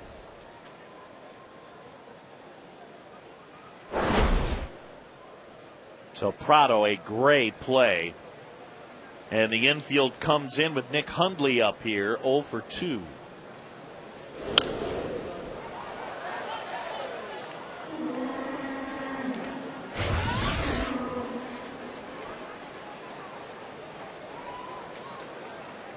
Braves took 2 of 3 in San Diego, dropped the opener of that series.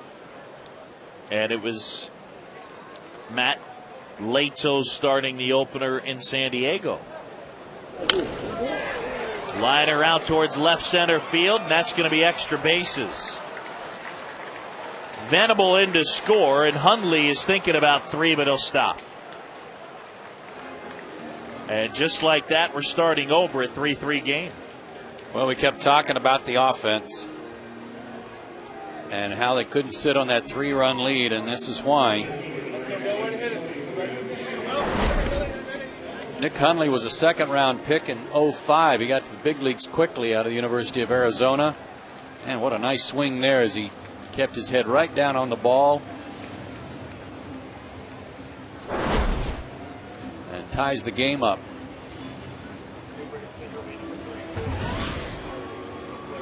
Bobby Cox going to the pen. Kawakami done for the night. It's a 3-3 game.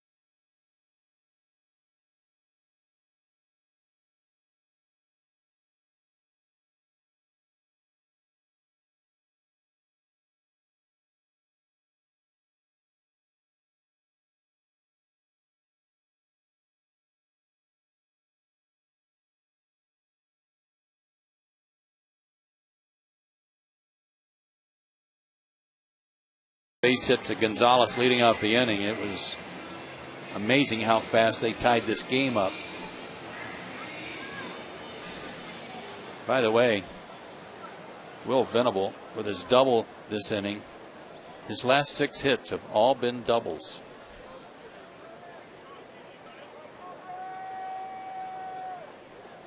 One out, go ahead run at second.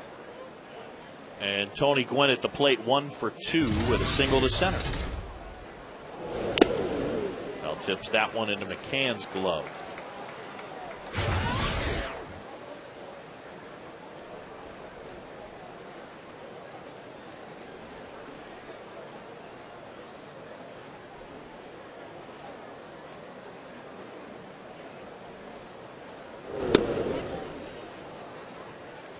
Even up on Gwynn, who's been starting in center field for the Padres and has struggled against left-handed pitching. So is Gonzalez, though. Adrian Gonzalez's numbers against lefties in the low 200s, not 215.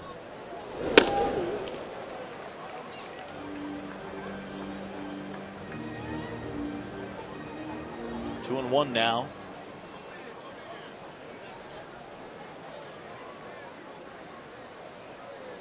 Hundley edging away at second.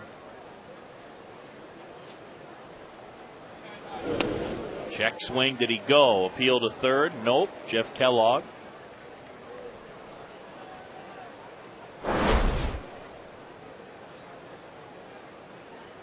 Oh, that was borderline.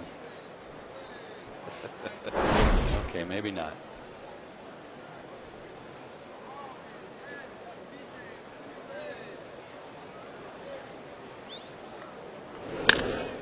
The 3-1 ripped into right. And the throw not cut off, and Gwynn will make it to second.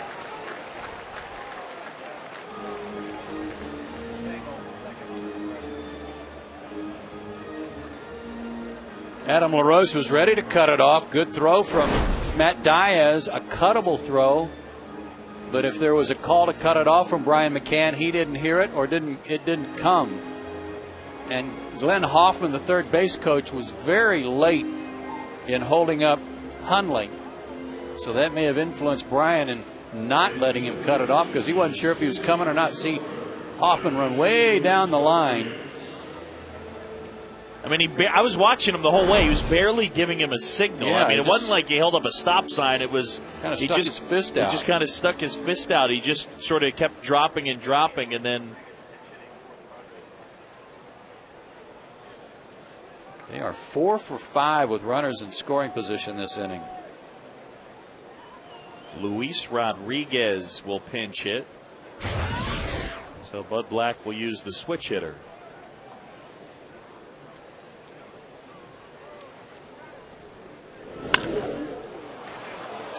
Center field, and that'll fall.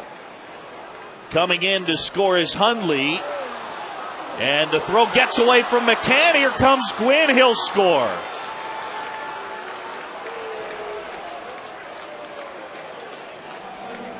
Man.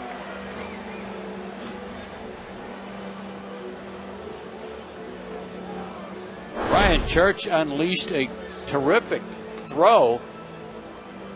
Strong throw over the cutoff man's head. A little bit of a short hop, but it made it a close play. The trouble is Brian didn't have the baseball. It got away from him and to the side so that Eric O'Flaherty couldn't get it. He's backing up the play, but he's way back behind home plate. And Tony Gwynn had rounded third. He actually had to stop so he didn't run up the back of Hundley. And able to score easily. What an inning.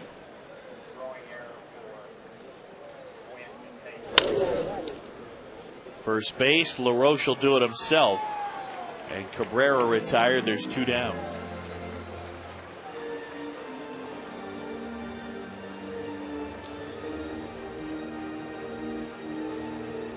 So Luis Rodriguez with a big hit.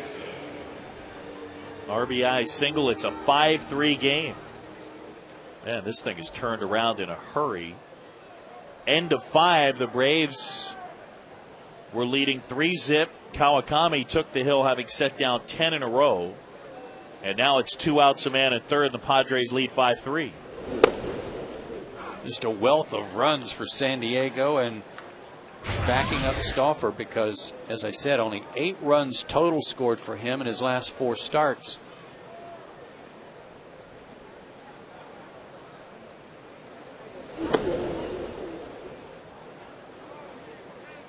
And they are 5 for 7 with runners in scoring position this inning.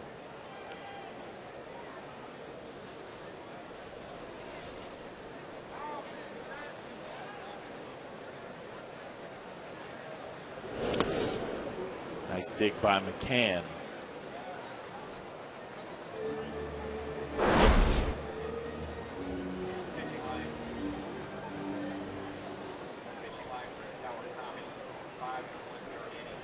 Nice glove work on the short hop.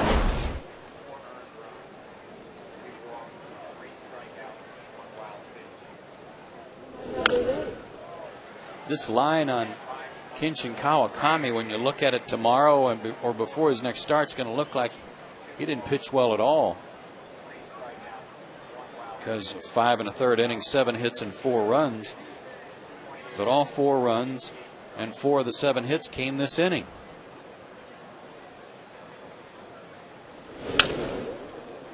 Little broken bat roller that's foul of first.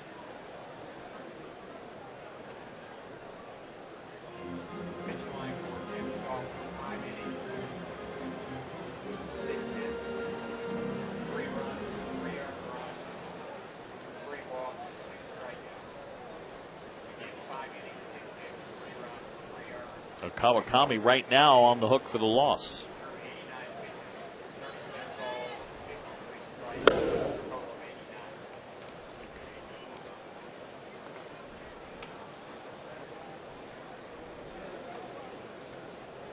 Got to go right after this guy. You don't want Gonzalez coming up with a chance to make it worse. He lost them.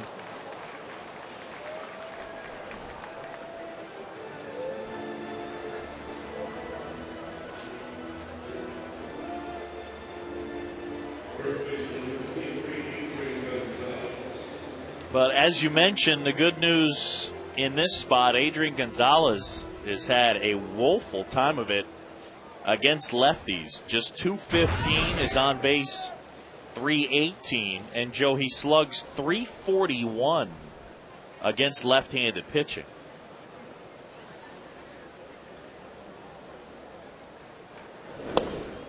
I mean, that's drastic difference. Well, I mean, basically, he turns into a bad player against a bad hitter against left-handed pitching.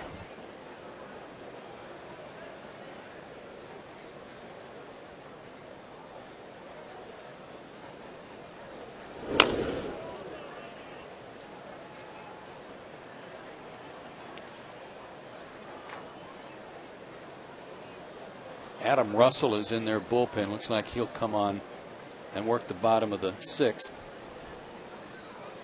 But you got to get this guy to get to the bottom of the 6th and hope you get him without any damage.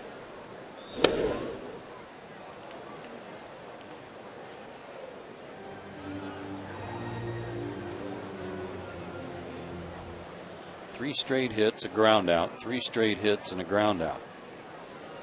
And then the walk to Eckstein. Now the 2-1.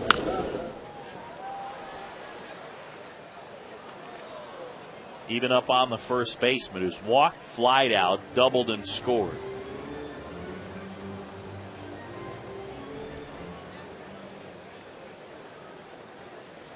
Adrian Gonzalez, the first overall pick in the 2000 draft.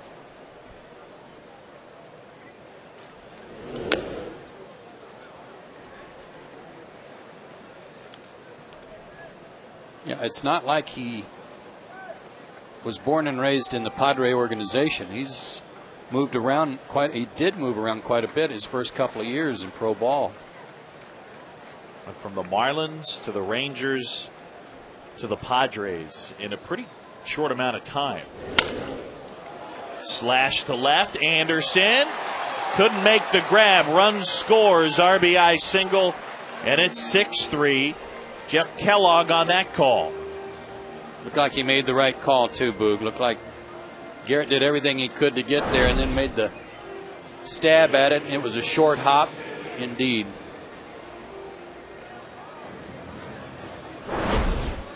A rough outing for Eric O'Flaherty.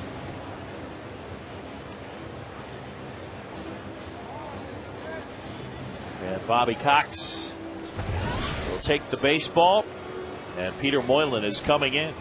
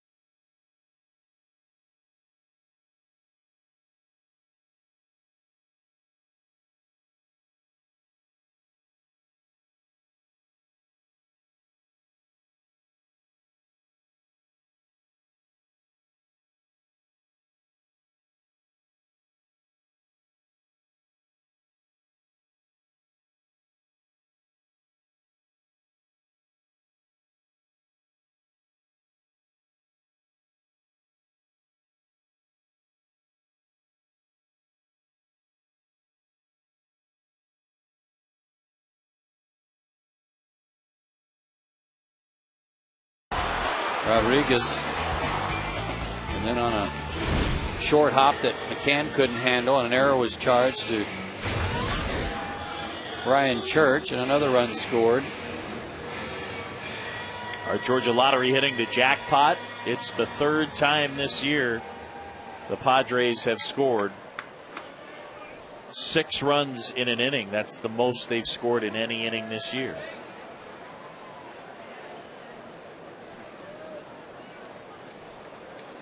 And this, the most hits they've had in an inning all year, 7. Well, they've just flip-flopped the game. Braves were up by 3. Now they're down by 3.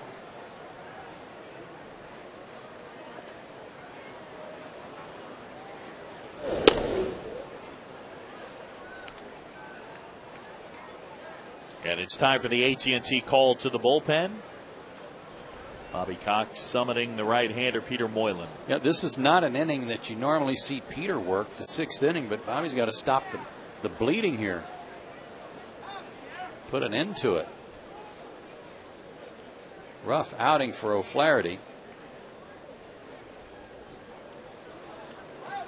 Gwynn, a left-handed hitter, got a base hit off of him.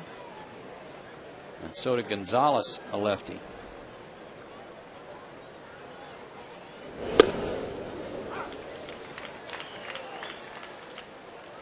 One and one to Headley, who had a hit earlier in the inning.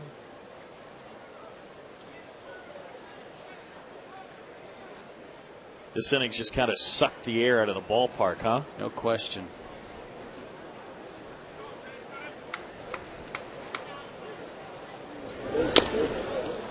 Off the plate, and that chopper, LaRoche will toss over to Moylan, who gets there in time, and that'll do it.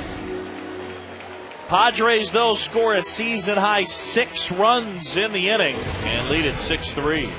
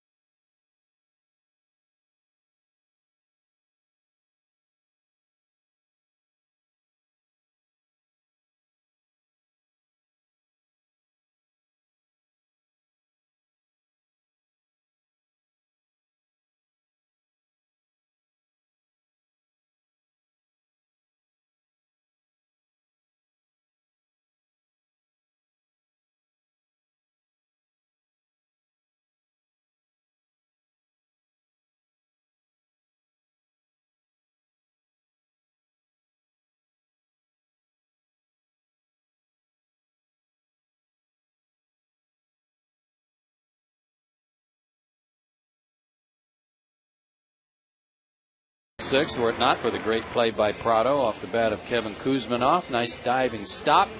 It plated a run, but Martin got an out on that one. That's the Coors Light Freeze Cam, brought to you by Frost Brewed Coors Light. And big Adam Russell on the mound now for the Padres. So Russell will take over, and he'll face Brian McCann to start it off.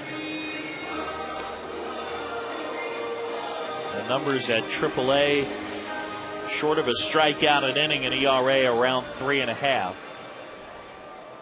And the righty replaces Tim Stauffer, who ended up going 5 innings in this one, and right now is in line for the win.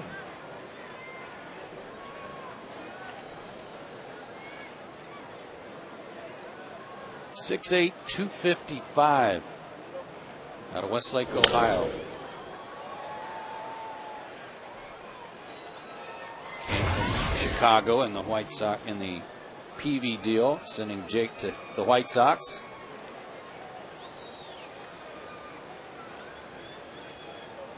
It's a big boy right there. That is a horse. Out of Ohio University. Produced some good ones. Mike Schmidt, Bob Brenly.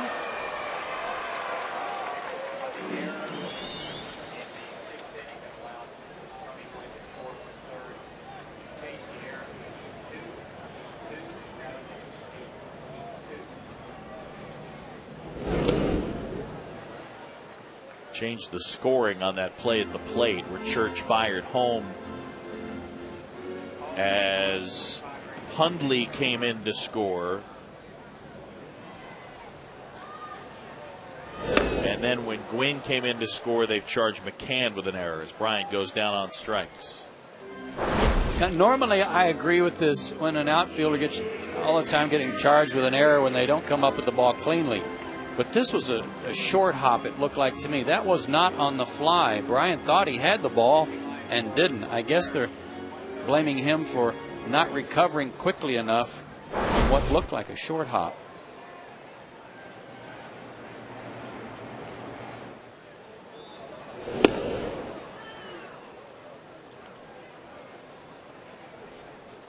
This guy's throwing hard too. 95, 96 fastball, 82 slider.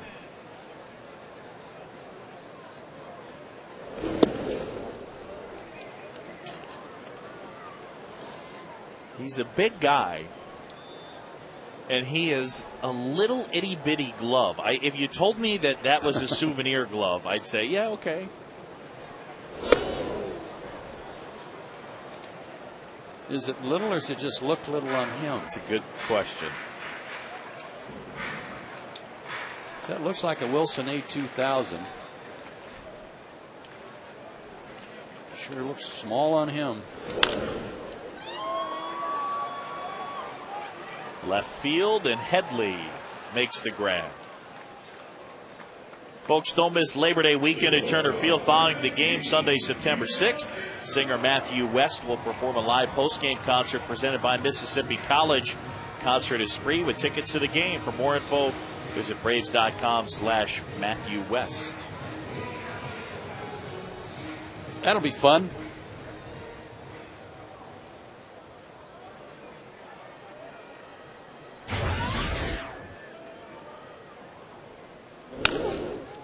Unell fights that one off and dunks it into right.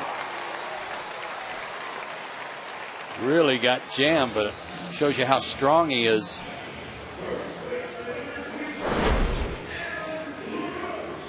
Riding in on him, just fought it off.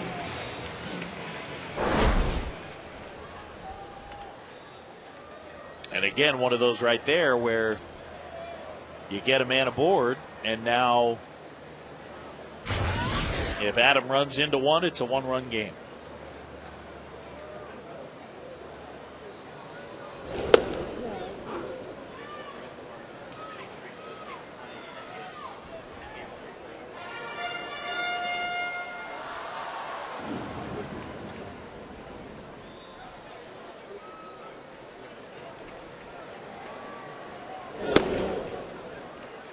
It's interesting. Unell came up with that hit there, and he is 1 for 2. And we're being told he's hit in a season high 10 in a row. And I know you can mess with the stats, but he doesn't have but 2 extra base hits in the last few games, save at first. Last 15 going into tonight. They charge Eckstein with an error there. It's a very rare error on a guy leading. Is it Major League Baseball or just the National League in fielding percentage at second? Yeah, leading the NL. That might be a tough error when he had to go to the turf to try to get leather on it. Base hit. So first Unell, then LaRoche. And now Ryan Church. A 6-3 game. Braves led 3-0 going to the 6th. Ryan's just missed one his last time up. Gwynn made that good catch up against the wall in center.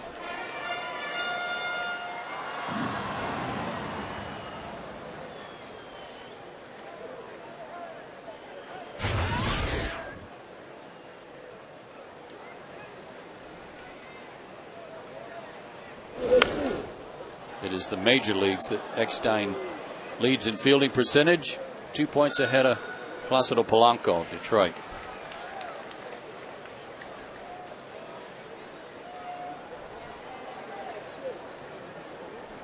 Eckstein hadn't played a ton of second base at the big league level until this year, mainly a shortstop.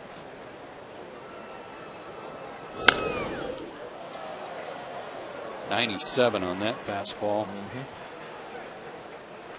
Well, I'll tell you what, you try and figure out a winner and a loser in the Jake Peavy White Sox trade. If you're doing it by the pound, Padres got this guy and 6'5", 240 left-hander Clayton Richard.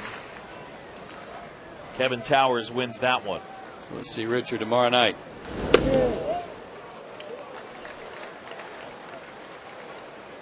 Two big boys with good arms.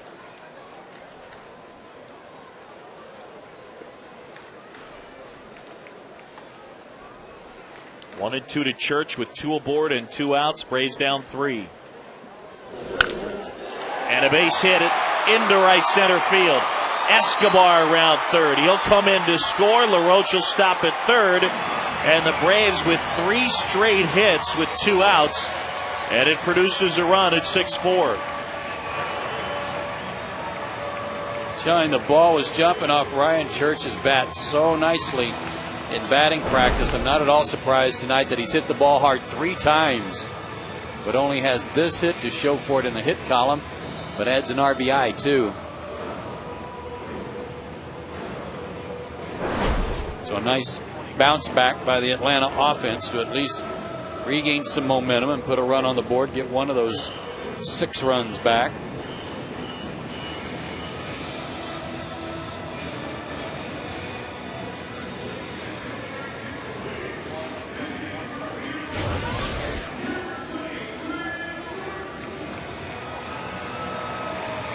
By the way, they've gone to the 9th in Pittsburgh. The Phillies lead the Pirates 1-0. Chase Utley a homer in the first inning.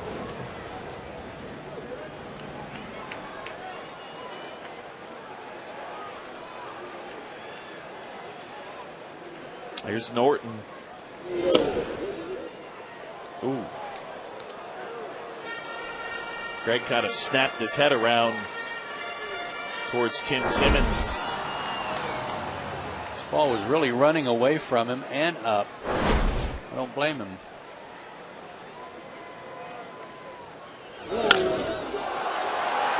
In the air center field, Gwynn is there. And that's the inning. Braves a run on 3 hits, leave a couple. It's a 6-4 game. We're going to the 7th.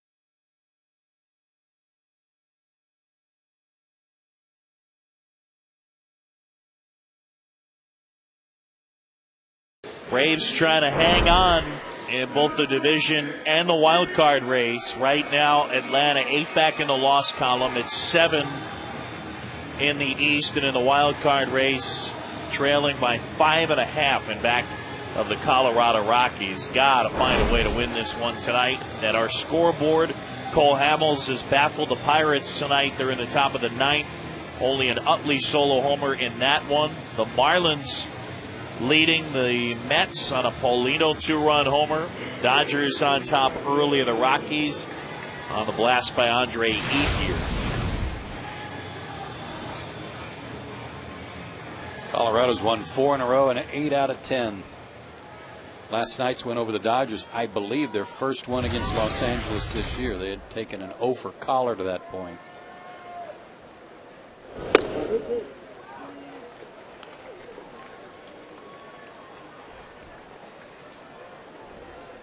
And time now for our AT&T call to the bullpen.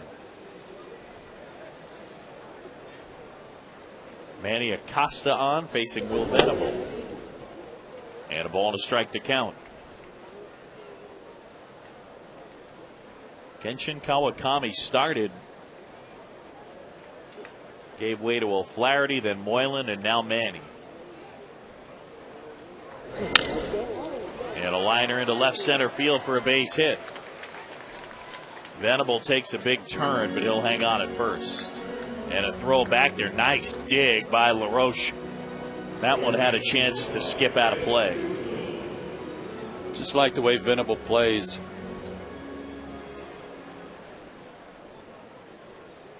And has those big strides, too. For a guy who you haven't heard a whole lot about, I think you're going to. This is the first appearance for Acosta in a week. Last time he pitched was on the 19th at New York. Worked a scoreless inning and had a strikeout.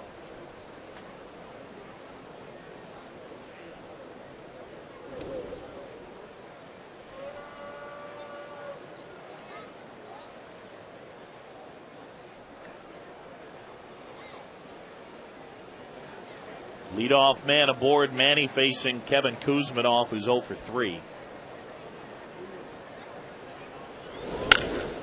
And that is drilled center field. Church back, and he's going to watch it go.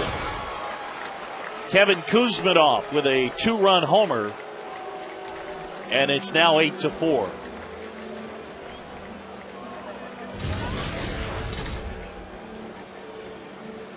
He's had a good month of August. And he just waylaid that fastball. Mercy.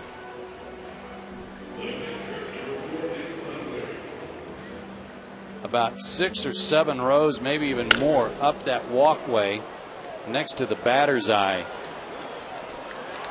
Yeah, even more than that.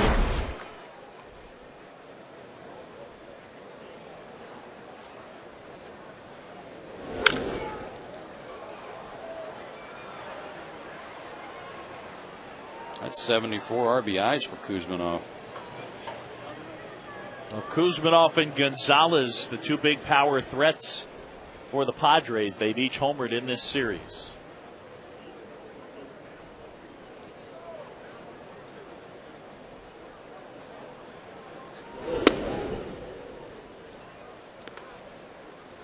Laser Baker had that homer at about 435.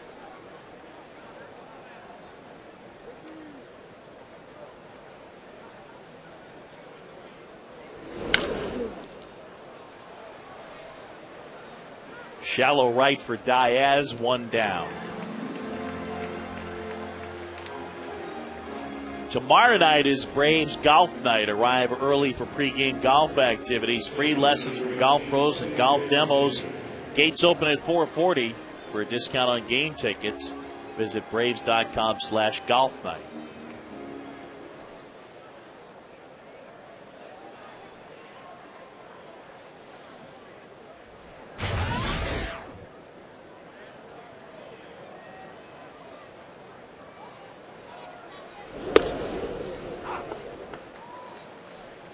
There are defining moments in the series in a season when you're competing for a playoff spot. And this series is beginning to be very have a very ugly definition to it.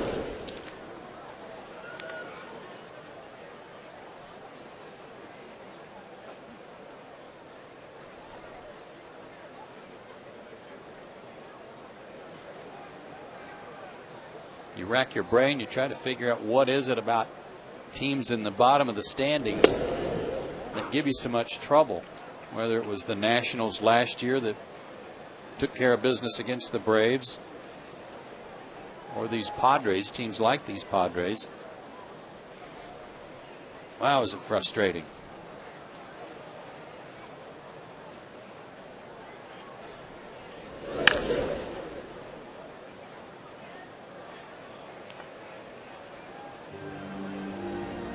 If you look at this one, and if the Braves are not able to come from behind, they fall to 66 and 60. 36 games to go. And they need to go 24 and 12 in order to win 90 games. And I'm starting to wonder if 90 is enough. Yeah, me too, the way the Rockies are playing. And it may not be the Rockies you're fighting, it might be the Dodgers. Check swing at a ball in the dirt, didn't go. Jeff Kellogg on the call. Braves, though, against Pittsburgh this year and against San Diego, not including tonight's game, are just 5 and 6. Able to stop his swing there, it appeared. Atlanta 3 and 4 against the Pirates, and 2 and 2 against San Diego for the season. 2 last place clubs. They're 7 and 4 this year against Washington. 3 and 3 against Cincinnati, who's next to last in the National League Central. Pirates, by the way, on a Brandon Moss homer, have tied it up in the 9th. That was not off of Brad Lidge. It was off of Ryan Madsen. That's interesting. They were talking all day today about the failures of Brad Lidge on various news accounts, sports news, and how they might go to Ryan Madsen just to give Lidge a break.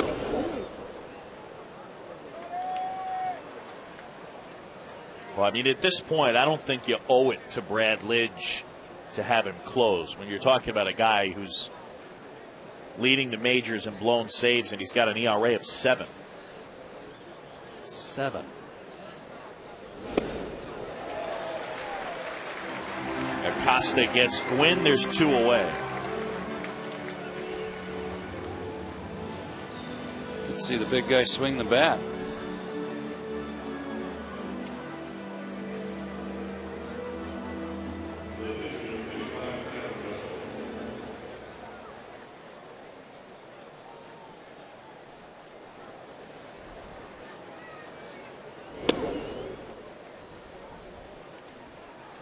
Got to be his first big league at bat, doesn't it?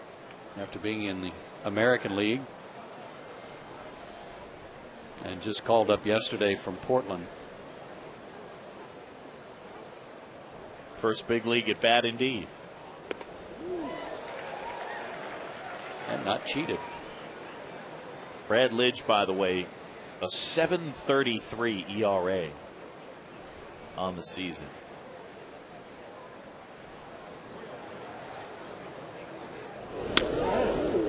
This guy bears a real resemblance, facial resemblance to Adam Dunn, not just in body size, but looks too.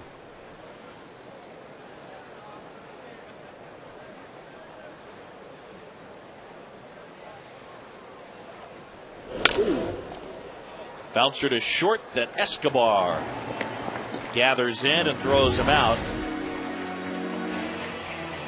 Time to stretch in Atlanta, and the Padres lead it by 4.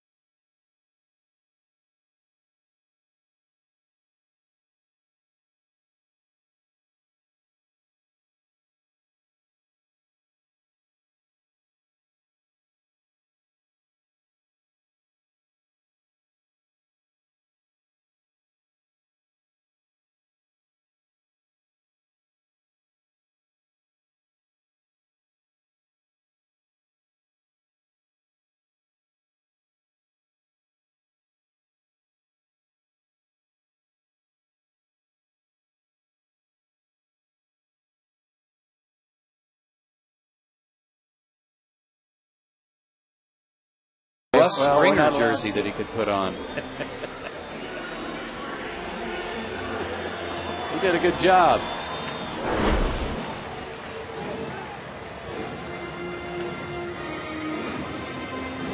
I can't remember whether it was this year or last year, but random Braves jerseys. I remember driving to the ballpark, and I can't remember whether it was this year or last year, but I saw a guy walking in with an Albie Lopez jersey, but that wasn't the best part. He was walking in with a guy who had a Dave Martinez jersey on. No kidding. Yeah. That's hardcore right there. That is. That's taking care of your gear. Well, the leadoff man is 2 out of 3 and 10 for his last 14.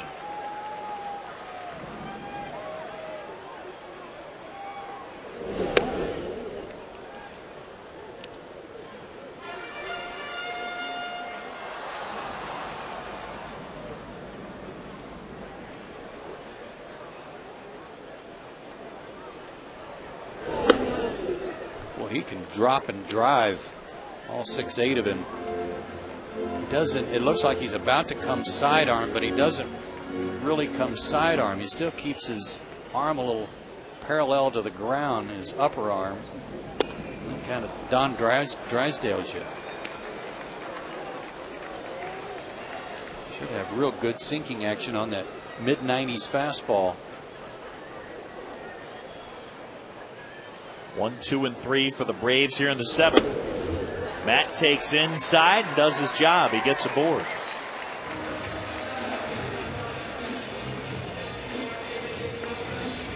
Well, tomorrow night here at the Yard, our AirTran scheduled Clayton Richard, Javier Vasquez. And Javi trying to pick up win number 11. And Richard, of course, the big lefty they got in the Jake Peavy deal from the White Sox. 4-3 with Chicago, 3-0 with the Pods. Big start for Javi. Got to figure out a way to come back in this one. Leadoff man aboard here. Got to run last inning off Russell. Maybe they can turn that leadoff walk into a big inning.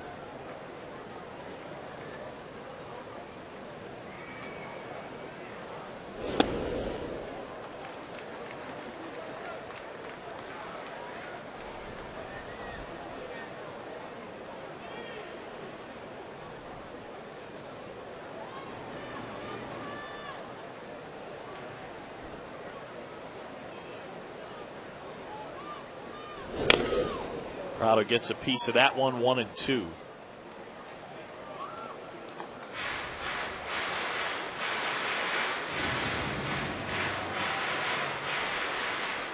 Braves led 3-0 going to the top of the 6th. Kawakami have retired 10 in a row. Everything was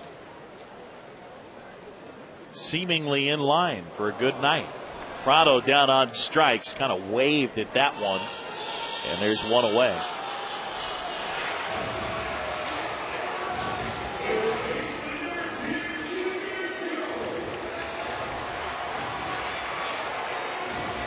Chipper at the plate, now 1 for his last 30.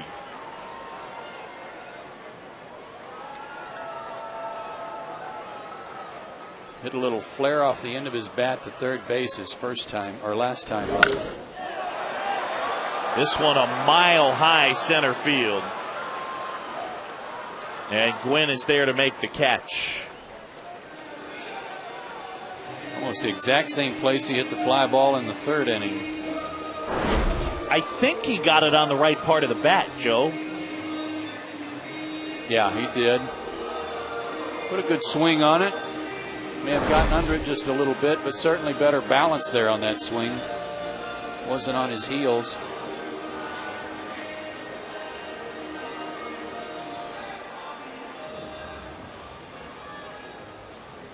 Bud Black always very positive, good positive reinforcement. And with the lead, he's very pleased with Russell's first outing as a Padre and told him so.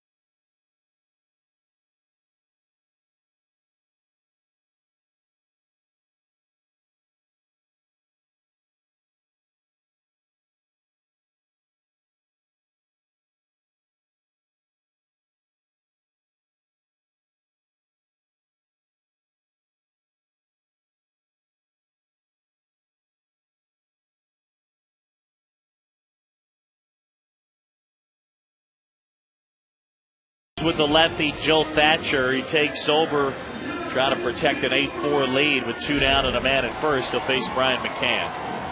This guy was tough last night. Worked an inning and a third, retired all 4 men he faced, and really didn't give up a hard hit ball. Had 1 strikeout. Did not face McCann.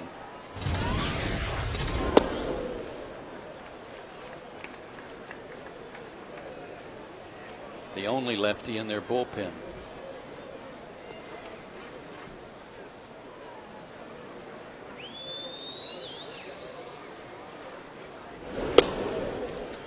Two and 0 now.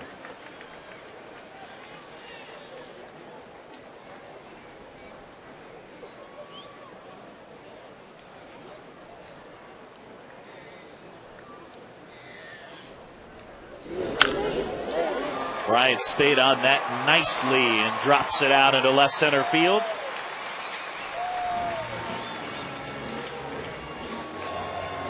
Two aboard.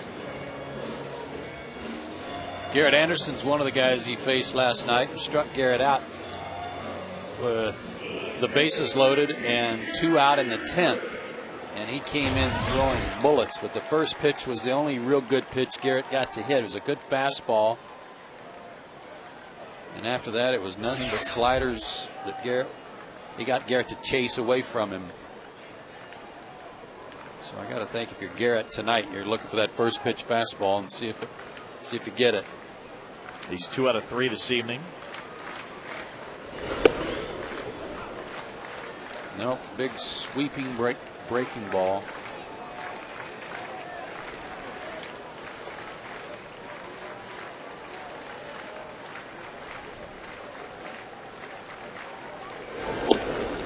A little low that time.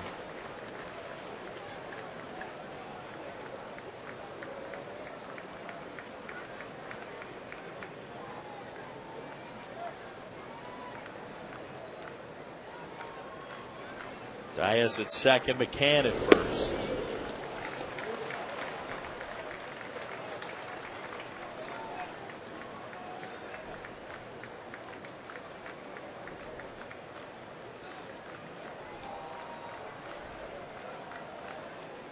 Thatcher behind 2-1. Here's the pitch. And that's the one Garrett wanted. This guy steps when he comes to the plate against these lefties. It's so hard to pick the ball up because he's stepping almost toward the Braves on deck circle. Got him looking. Anderson is gone, and that's how the 7th ends. Take a look at where he steps before he delivers and then crossfires the lefties. Hard to hang in there, and that was a definite crossfire pitch to the outside corner. Nasty stuff from the lefty. Braves down.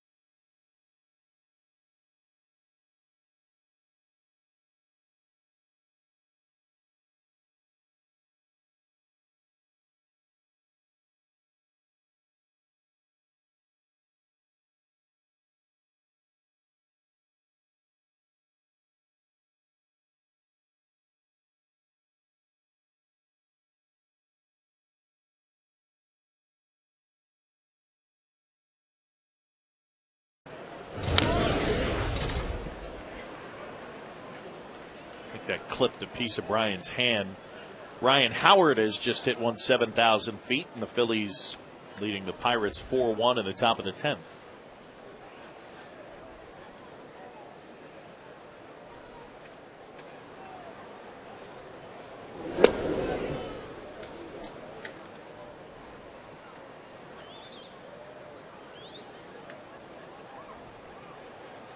Well, the Padres have apparently found their shortstop of the future in this guy.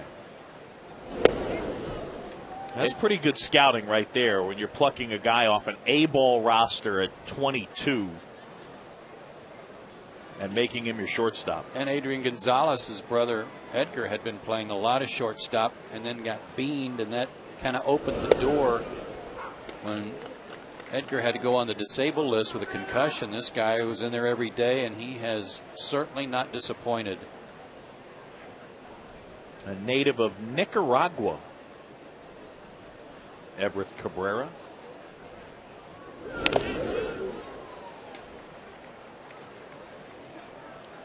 Switch hitter, 274 hitter left-handed, 238 right-handed, 63 at bats right-handed is all he has.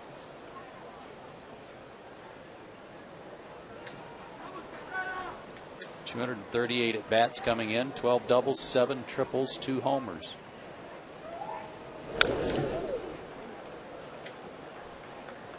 He's looked steady defensively when we've seen him.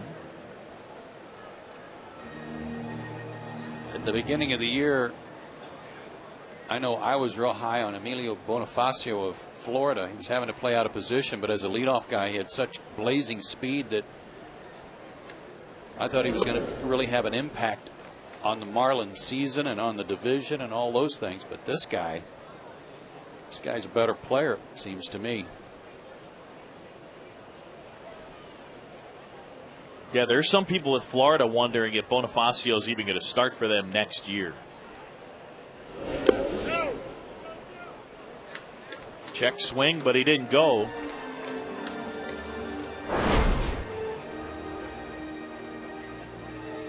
Able to stop it. It's a good example, though, Bonifacio and this guy. If you're not going to be a power guy, you have to figure out a way to get on base. And that is something that Bonifacio, with a lack of plate discipline, has not figured out. I mean, the only way you make your speed have value is if you make less outs than most guys. You got to be on base to use it. And as the leadoff guy especially, you've got to figure out that you don't have, and they don't want you to swing at the first pitch every time you go up there. 2 walks for him tonight, give him 31. And his plate discipline and his knowledge of the strike zone will only get better. Runner goes. Brian dropped the ball in the transfer. Cabrera is safe and make it 19 of 22.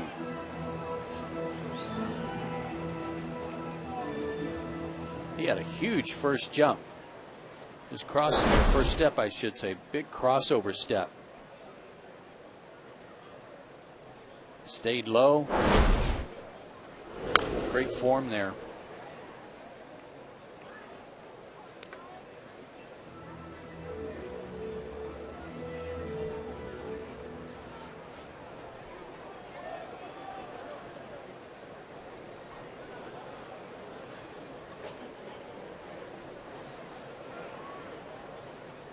Nicaraguan at second, talking to the Cuban playing short, with the Venezuelan playing second and the Panamanian on the mound. It's amazing. How about it?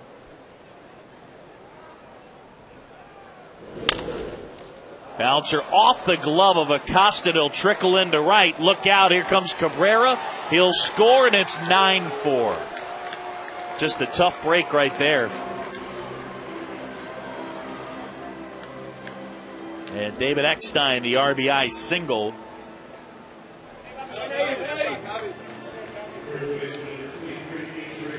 Wow. Padres last in the major leagues in runs, in average, in slugging, in runs per game.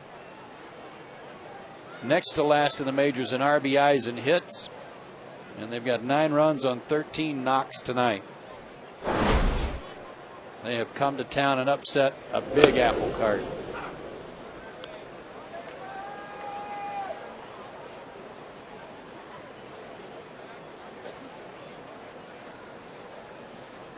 It really came undone for Kawakami in the 6th, and then O'Flaherty came in and was not sharp.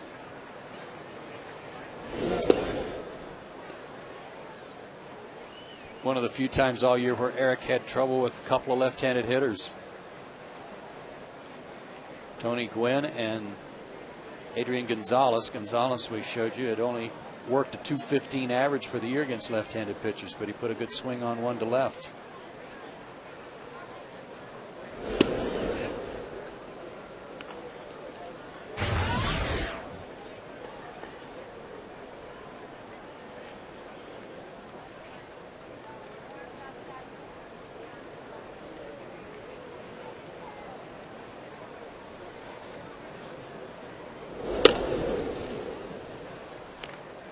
Three and one now on Adrian Gonzalez, who is 2 out of 3.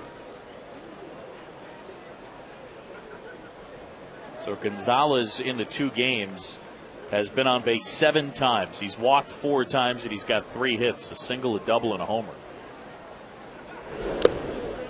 Foul tip that into McCann's glove. Rockies are getting thumped right now. It's 6-1, top of the 4th out at Coors Field. Dodgers with the lead. This goes to what we talked about at the beginning of the series, Boog, when you hear about Philadelphia losing last night. Rockies behind tonight. No guarantee there the way they've been coming back as Gonzalez goes down on strikes. But that you have a chance to gain some ground on somebody, either in the division or the wild card, if you take care of business against the last place ball club. But San Diego hasn't let that happen.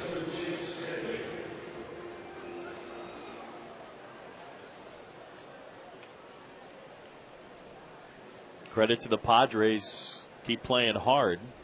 Been a rough year. I mean, this is not a talent-laden team to begin the season. However, they've dealt with more than their share of injuries. When your big 2 guys in PV and Young get injured, that's a major problem. Brian Giles was productive last year, and then he got hurt and wasn't playing real well before he got hurt. Yeah, I wonder if he will be able to recover from his knee problem to an extent where other clubs will be interested in signing him as a free agent in the offseason.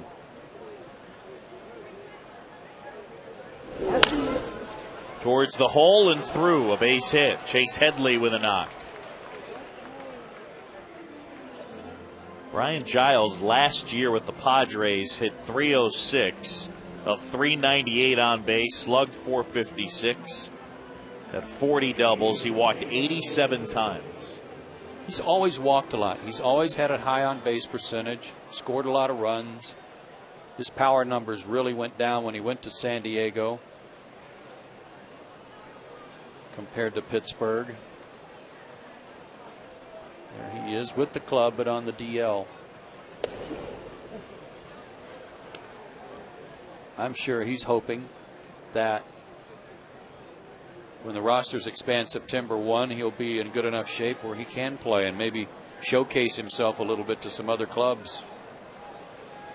It's tough, though. I mean, at 38 years old, there's not a ton of incentive for the Padres to put him out there. No, there's not, especially the way Will Venable's playing.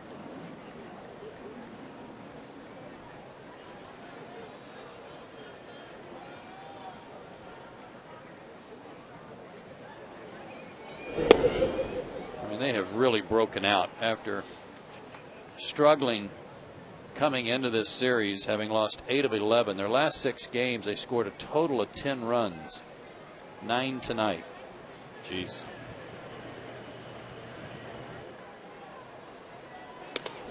Yes, he did. Some night, if you think of, well, tomorrow night's your last shot, so that doesn't matter. But Tomorrow night, if I can remember to remind you, just before game time, when Venable's out running, loosening up, I want you to watch him. Yeah, because he can eat up some ground. Nice pitch. Slider, and Venables down on strikes, 2 away.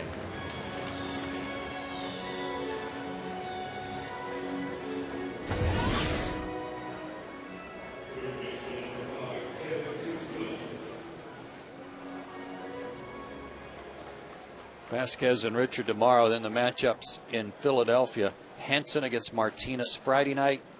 Lowe against Cliff Lee on Saturday night. And remember, the Sunday game has been moved to an 8 o'clock start on ESPN, and that's Jurgens against Joe Blanton. That one hit him. So the bases will be loaded.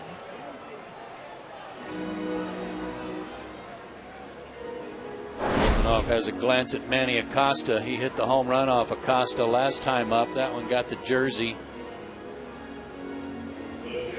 I don't think Manny Acosta, with 2 guys already on base, would be thinking that. I can't imagine that he would. 10th time Kuzminov's been hit this year, and it's the 4th highest in the National League.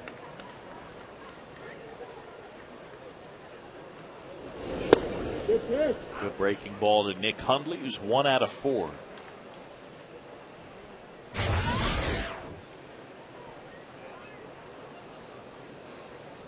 Tough one tonight for Atlanta, trailing 9-4 to the Padres.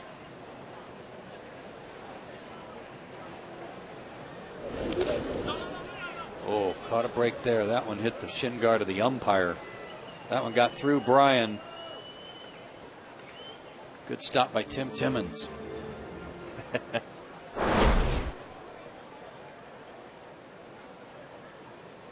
Brian was already off with the mask and ready to go chase, and it was right there. That was a fortunate bounce.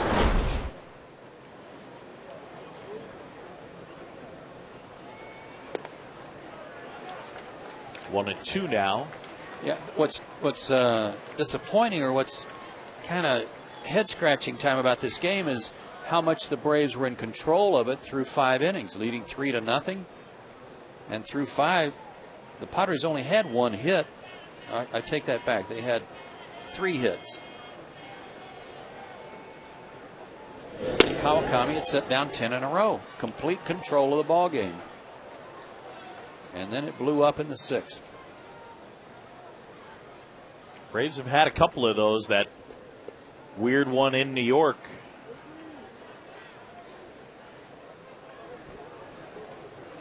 When they were up 4-0, going to the bottom of the 4th.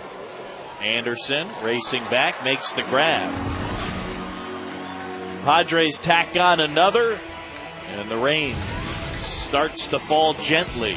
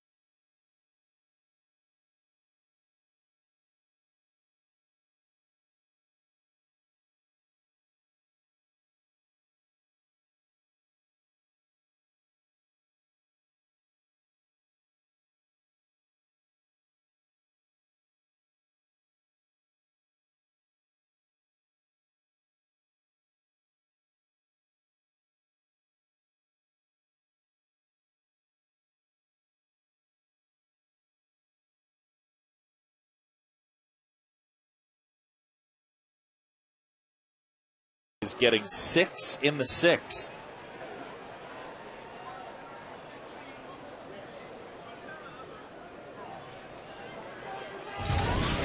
Thatcher delivers to Yunel Escobar, missing for ball 1. Well, they got 6 in the 6th. How about 8 in the 8th? That'll work.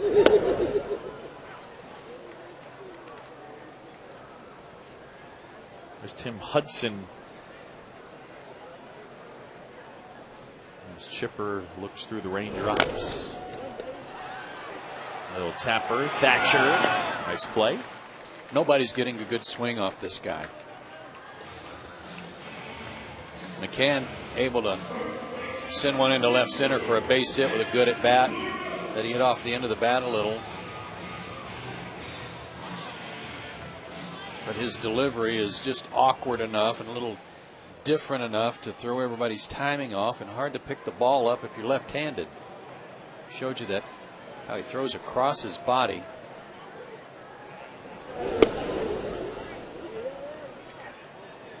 Padres really playing at him to pull, even with the left-handed pitcher up there giving him the third base line. The way in which his plant foot lands is odd. It doesn't look stable. No, it almost rolls over. He steps across.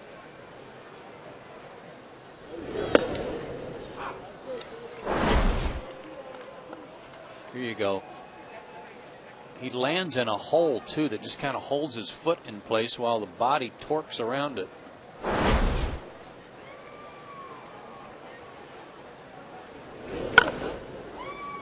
That had an odd sound to it.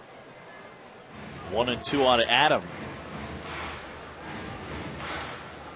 When he throws that breaking ball, seriously, his arm is not that far from like the first base side of the edge of the grass. That's a bit of an exaggeration, but not a whole lot.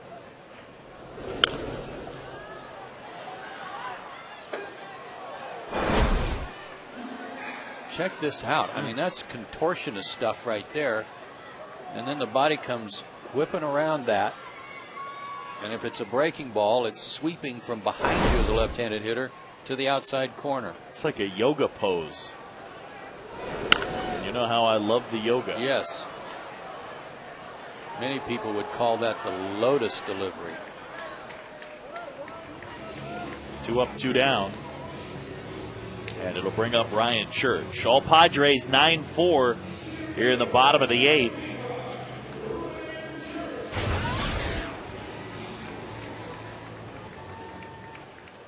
Yankees won again tonight at home, 9-2.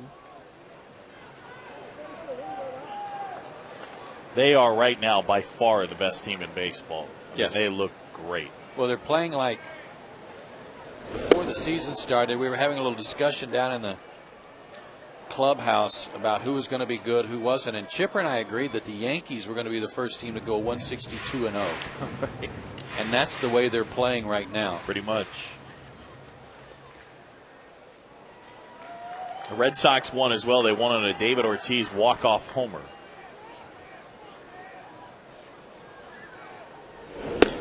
And I was just looking it up. Since June 5th, only one guy has more home runs in the majors than David Ortiz. That's Mark Reynolds. No kidding. Yeah.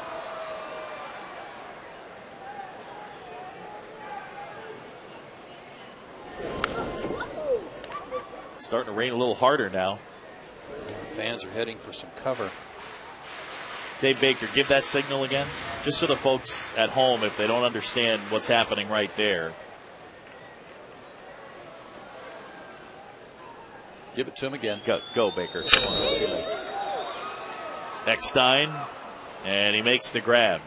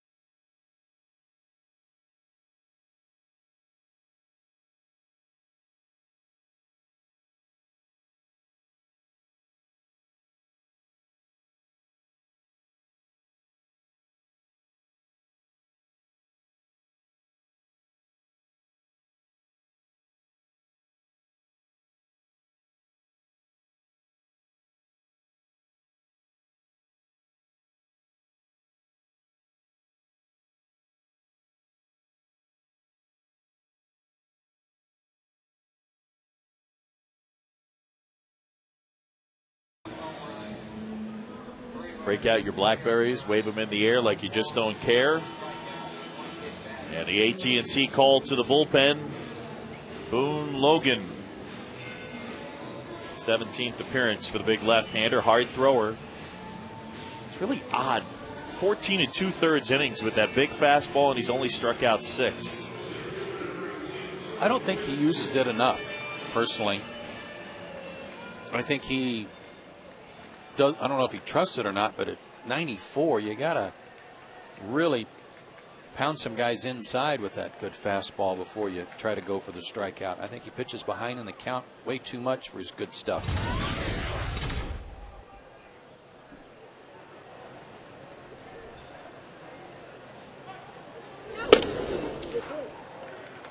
There's a good start.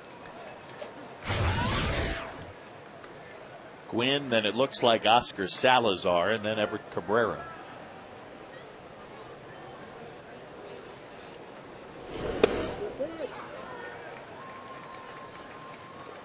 Tony 2 out of 4 tonight.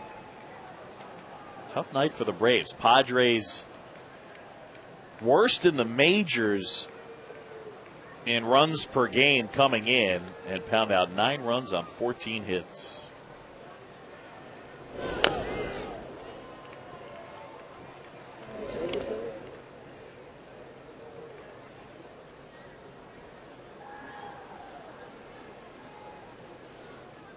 Well, Atlanta, needless to say, has to regroup.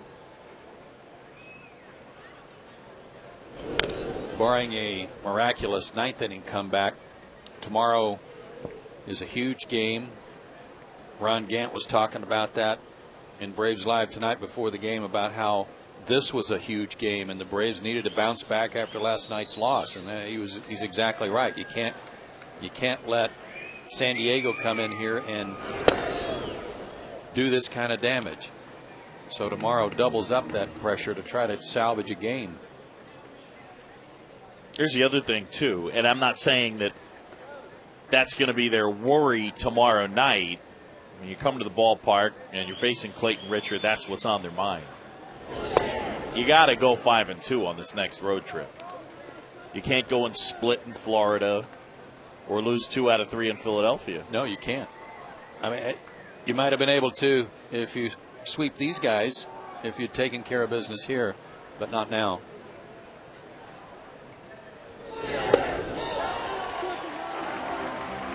Here's where the damage occurred. Braves were up 3-0. Kawakami had set down 10 in a row, and then in the 6th inning, Gonzalez a hit, Headley a hit, Venable a double. Then with 1 out, a double by Hundley. Gwynn a single. Luis Rodriguez had a big pinch hit single there that played it a run, and then when the ball got away, Gwynn came in to score. They wound up with 6 runs, tied their season high for runs scored, and had a season high 7 hits in 1 inning. Oscar Salazar here. Broken bat and a line drive at a base hit. Got enough of it.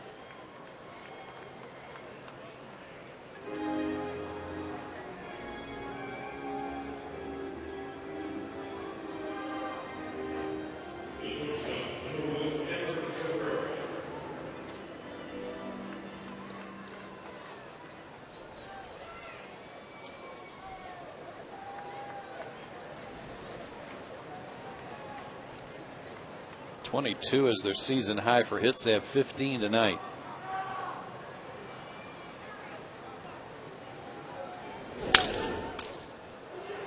Oh, fair ball inside the line as Diaz is over to get it. And Salazar will stop at third. A double for Everett Cabrera. I mean, that thing was rolling inside the bag, but LaRoche was just so far off the line, nothing he could do. And I think he broke his bat in the process, right off the end of the bat. So the spin's bringing it away from Adam as well.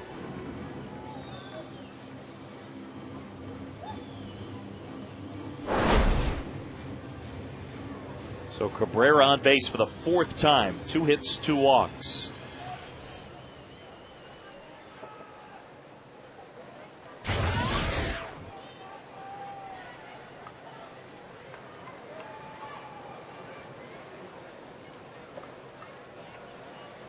Infield in, can't afford to give up anymore. See, there's why you like Martin Prado. See what he just did. It's 9-4, ninth inning. Be easy to say, oh, I'm not going to back up this time. But he went over and backed up the pitcher in case a throw came from McCann that was bad. Didn't want the throw cost him a run. Eckstein into right for a base hit. A run scores, and it's 10-4.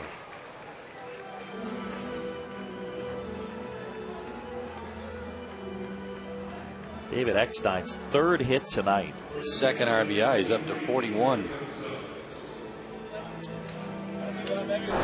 Just served it into right field. Fastball that looked like it was at the knees and had the middle of the plate. But as he showed last night, he was ready for a fastball last night when he delivered the game winner that he dropped out between left and center. Only the fourth time this year they've scored 10 or more.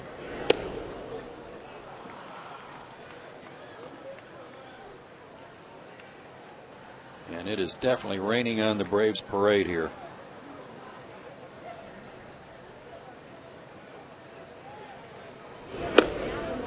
This guy pitching tomorrow night for him, Clayton Richard. I told you that he's perfect so far with the Padres since coming from the White Sox. And his last time out, he beat a very good St. Louis team and shut them out for 6 innings. So that's not going to be any day at the beach tomorrow. Richard and Vasquez right here on Sports South. Dodge Braves Live, 6:30. Fred, Ron Jerome. He's 4-3 with the American League. He's 3-0 with the Padres.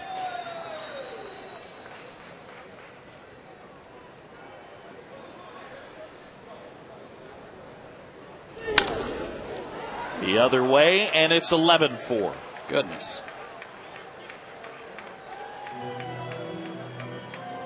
77 RBIs for Gonzalez. He's been on base 5 times tonight. Or, beg your pardon, 4 times tonight. So 4 tonight, 4 last night. And there's still only 1 out here at the top of the 9th.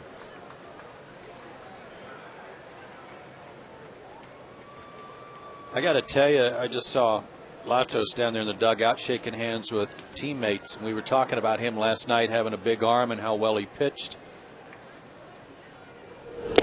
And how we had heard things about him, you know, being a bit of a head case might be too strong a term, but cocky, has a little bit of an attitude. Why he dropped in the draft, maybe some problems. But I went in intentionally to find him and to introduce myself to him and talk to him for a minute, and he couldn't have been nicer. And wanted to let him know that I enjoyed watching him pitch the 2 times we've seen him, and he was very appreciative. Couldn't have been nicer. South Florida native, big arm. And he's pitched well against the Braves this year.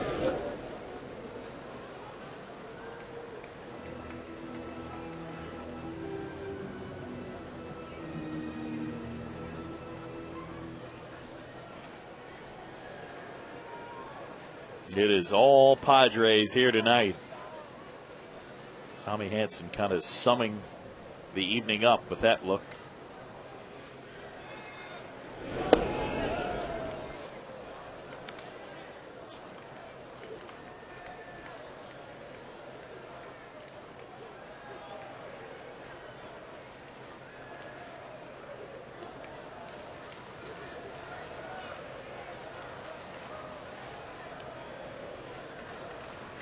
Logan ready, and a 3-1.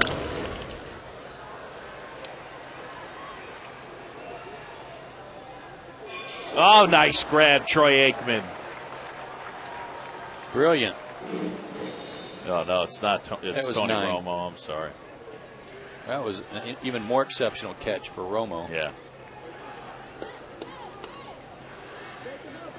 I took a stab at it. I didn't see the whole number. I figured they'd go with the Hall of Fame. That's okay. Yeah, Aikman was an athlete.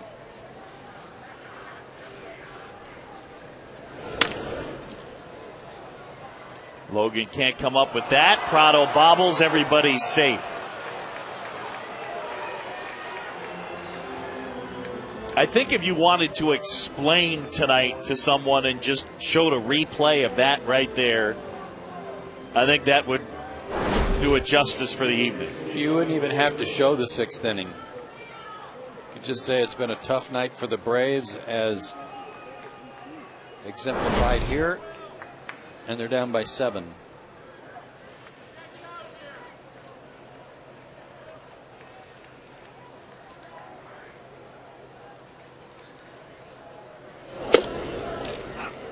Strike one to Will Venable, who hits with the bases loaded. 1 out.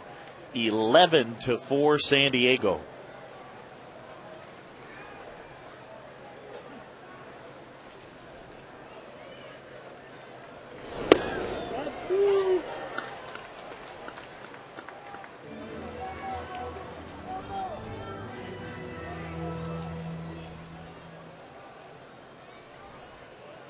Eckstein, Gonzalez, Headley on the bases, 3rd to 1st. And Venable 2 out of 5 time called here.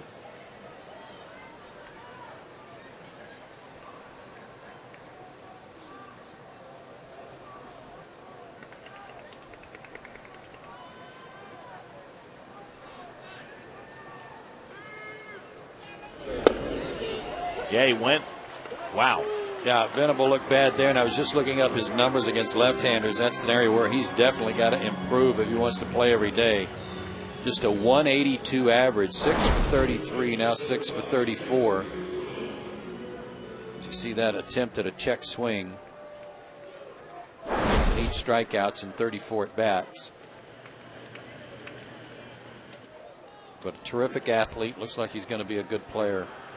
Kevin Kuzminov now hit by a pitch his last time, but a big 2-run homer earlier in the game.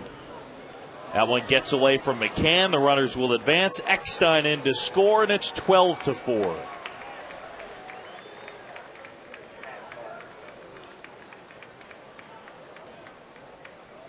Called that a passed ball on Bryant.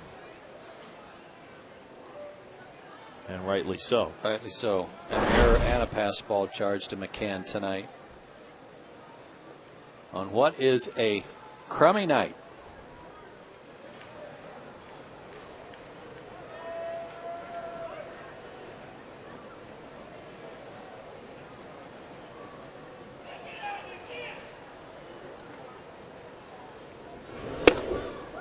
If Dizzy Dean were here, he'd be singing the Wabash Cannonball, and quite frankly, if I had the words, I might be too.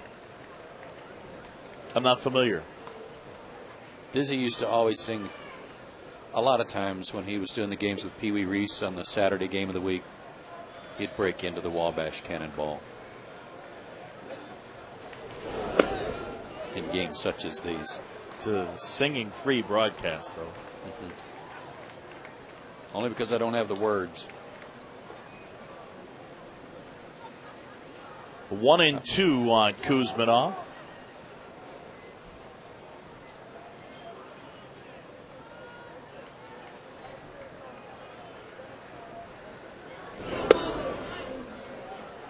Tim Timmons wouldn't oblige there, and it's even up. 2 balls, 2 strikes. Kenshin Kawakami started, and he and Eric O'Flaherty had the trouble in the 6th. Moylan came in to get the final out, but it was a 6-run 6, the difference in this one.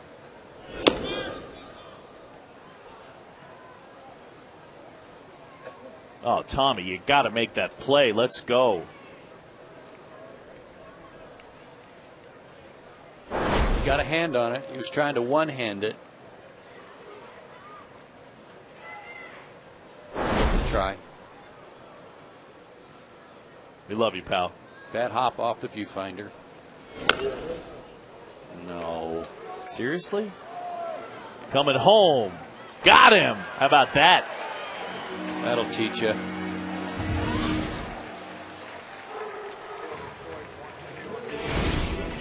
Padres get 3 more. We go to the bottom of the 9th. It's 12-4.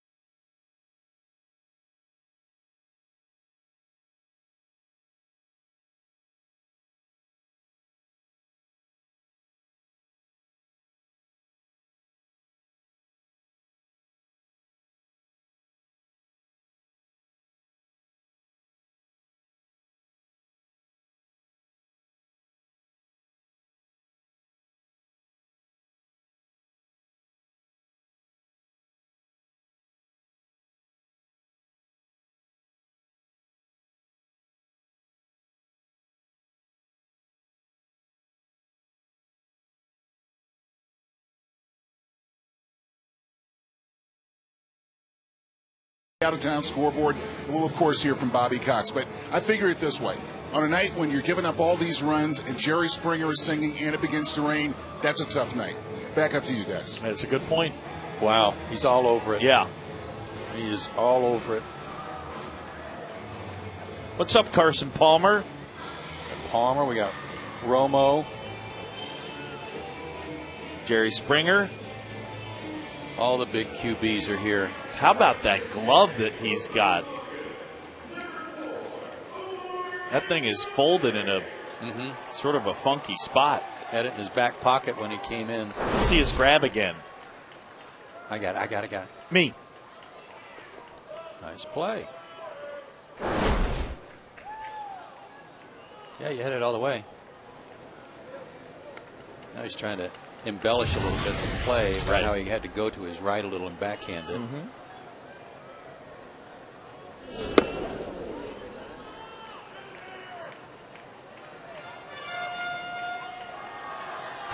Fonte to start things off.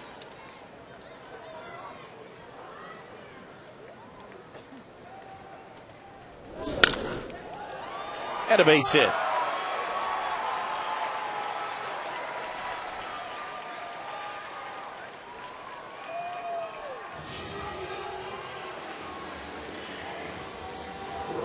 Ryan Webb is the new pitcher. 12th appearance for this guy. And he'll face Matt Diaz with a man at first and nobody out in a 12-4 game.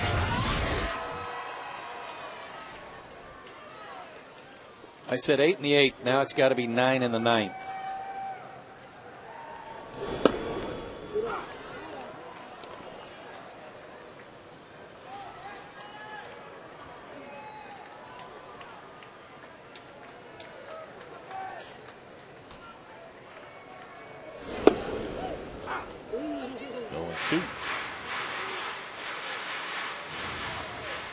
Doesn't seem like a whole lot right now given the circumstances. Matt's had a good night in the leadoff spot.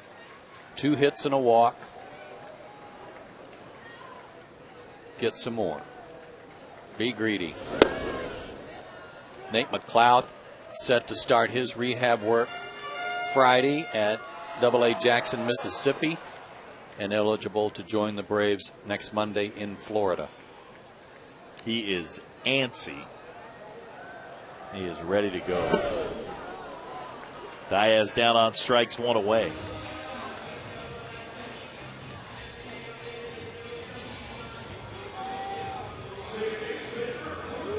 Well, the 6th inning tonight, really the story. And the Padres offense, 12 runs on 18 hits. Only the 4th time they've hit double figures in runs scored.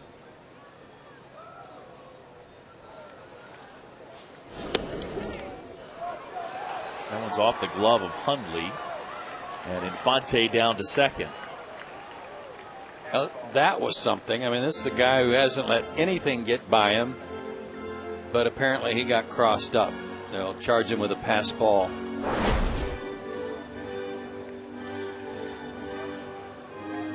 You know what?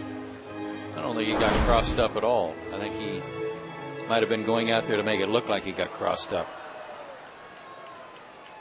He didn't jab at it the way you usually see. And he didn't get handcuffed.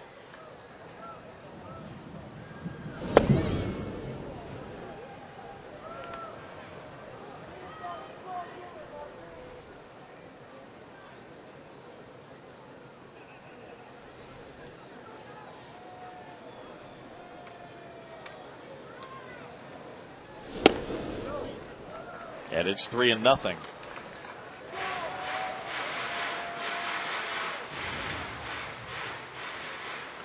Prado was singled, grounded into a double play, walked and struck out.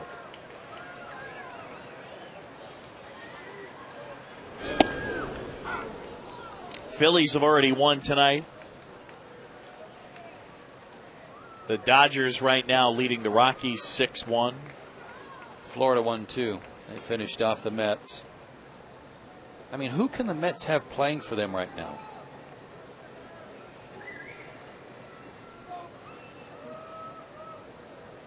Do you feel sorry for him at all? Do I? Uh-huh. Absolutely. Do you?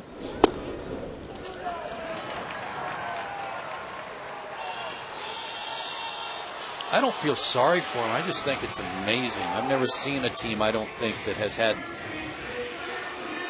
this many people on the disabled list at one time. Right. Well, I mean, not to go with semantics on you, but I mean, I'm not losing sleep over it. But I mean, when you think about how a team is supposed to perform, I feel bad for them. They didn't get an opportunity to do what they're supposed to do it on the field.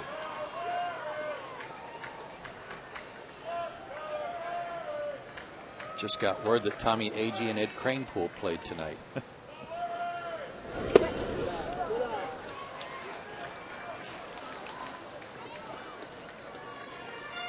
Another at bat, another opportunity for Chipper to get something going.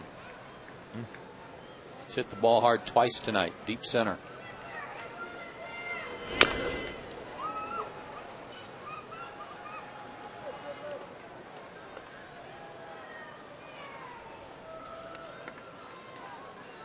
There used to be cartoons they would put in the paper about a guy who's in a slump with his feet shackled, is blindfolded, his hands are one's tied behind his back or something. That's the way you feel in a slump. And everything gets magnified. Everybody is like, well, hey, I think he's stepping in the bucket. Hey, I think his shoulder's flying out. Hey, I think, he's striding too far. Are you sure your hands are where they were before? Right.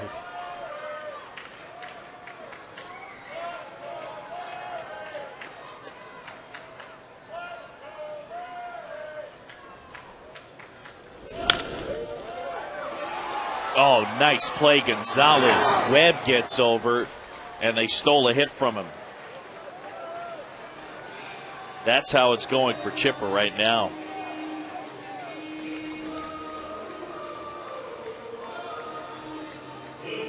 Well, he'll start the game tomorrow night hitting under 280. It's been a while since he's been there. Again, he put a good swing on the ball. That's 3 tonight. Didn't square it up, didn't hit it on the sweet spot. Ball's running away from him a little bit, but a nice play by the Gold Glover to rob him of a hit. Second beauty that Gonzalez has turned in tonight. He'll get it figured out, but it's a frustrating time for Chipper.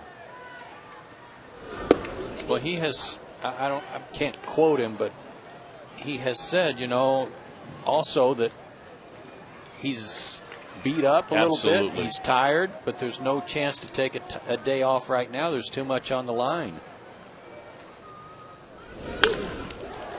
McCann fists that into center. And a run in. Prado will stop at third. Bryan with his third hit of the night.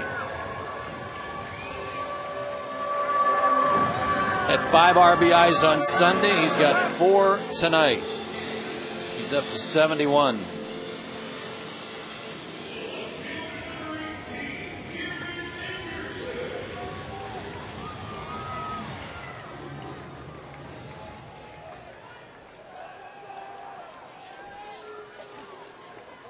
Garrett Anderson now.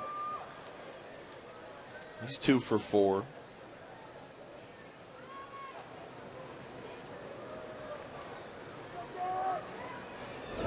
We talk about this particular instance with respect to Brian McCann, Boog, and Jerome touched on it, asking Bobby Cox about Brian McCann before the game in an interview about leadership, maturity. Brian McCann doesn't give away at bats. You never see him go up there and just say, okay, I got to get this over with. And I'm going to swing at the first pitch and go sit down. He just does not give up at bats, no matter what the circumstances. That's an all-star. 3 hits tonight for the all-star, and he's knocked in 4.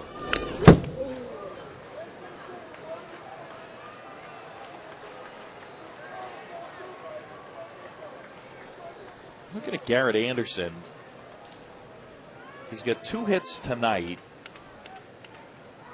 It gives him 104 on the season. And career, just shy of 2,500. Pretty amazing career. Closing in on it. Yeah, absolutely. That's the ball game. Anderson down on strikes. And the Padres win it. San Diego unloads offensively. Team that was worst in the majors in runs scored, a season high, 6 runs in the 6th.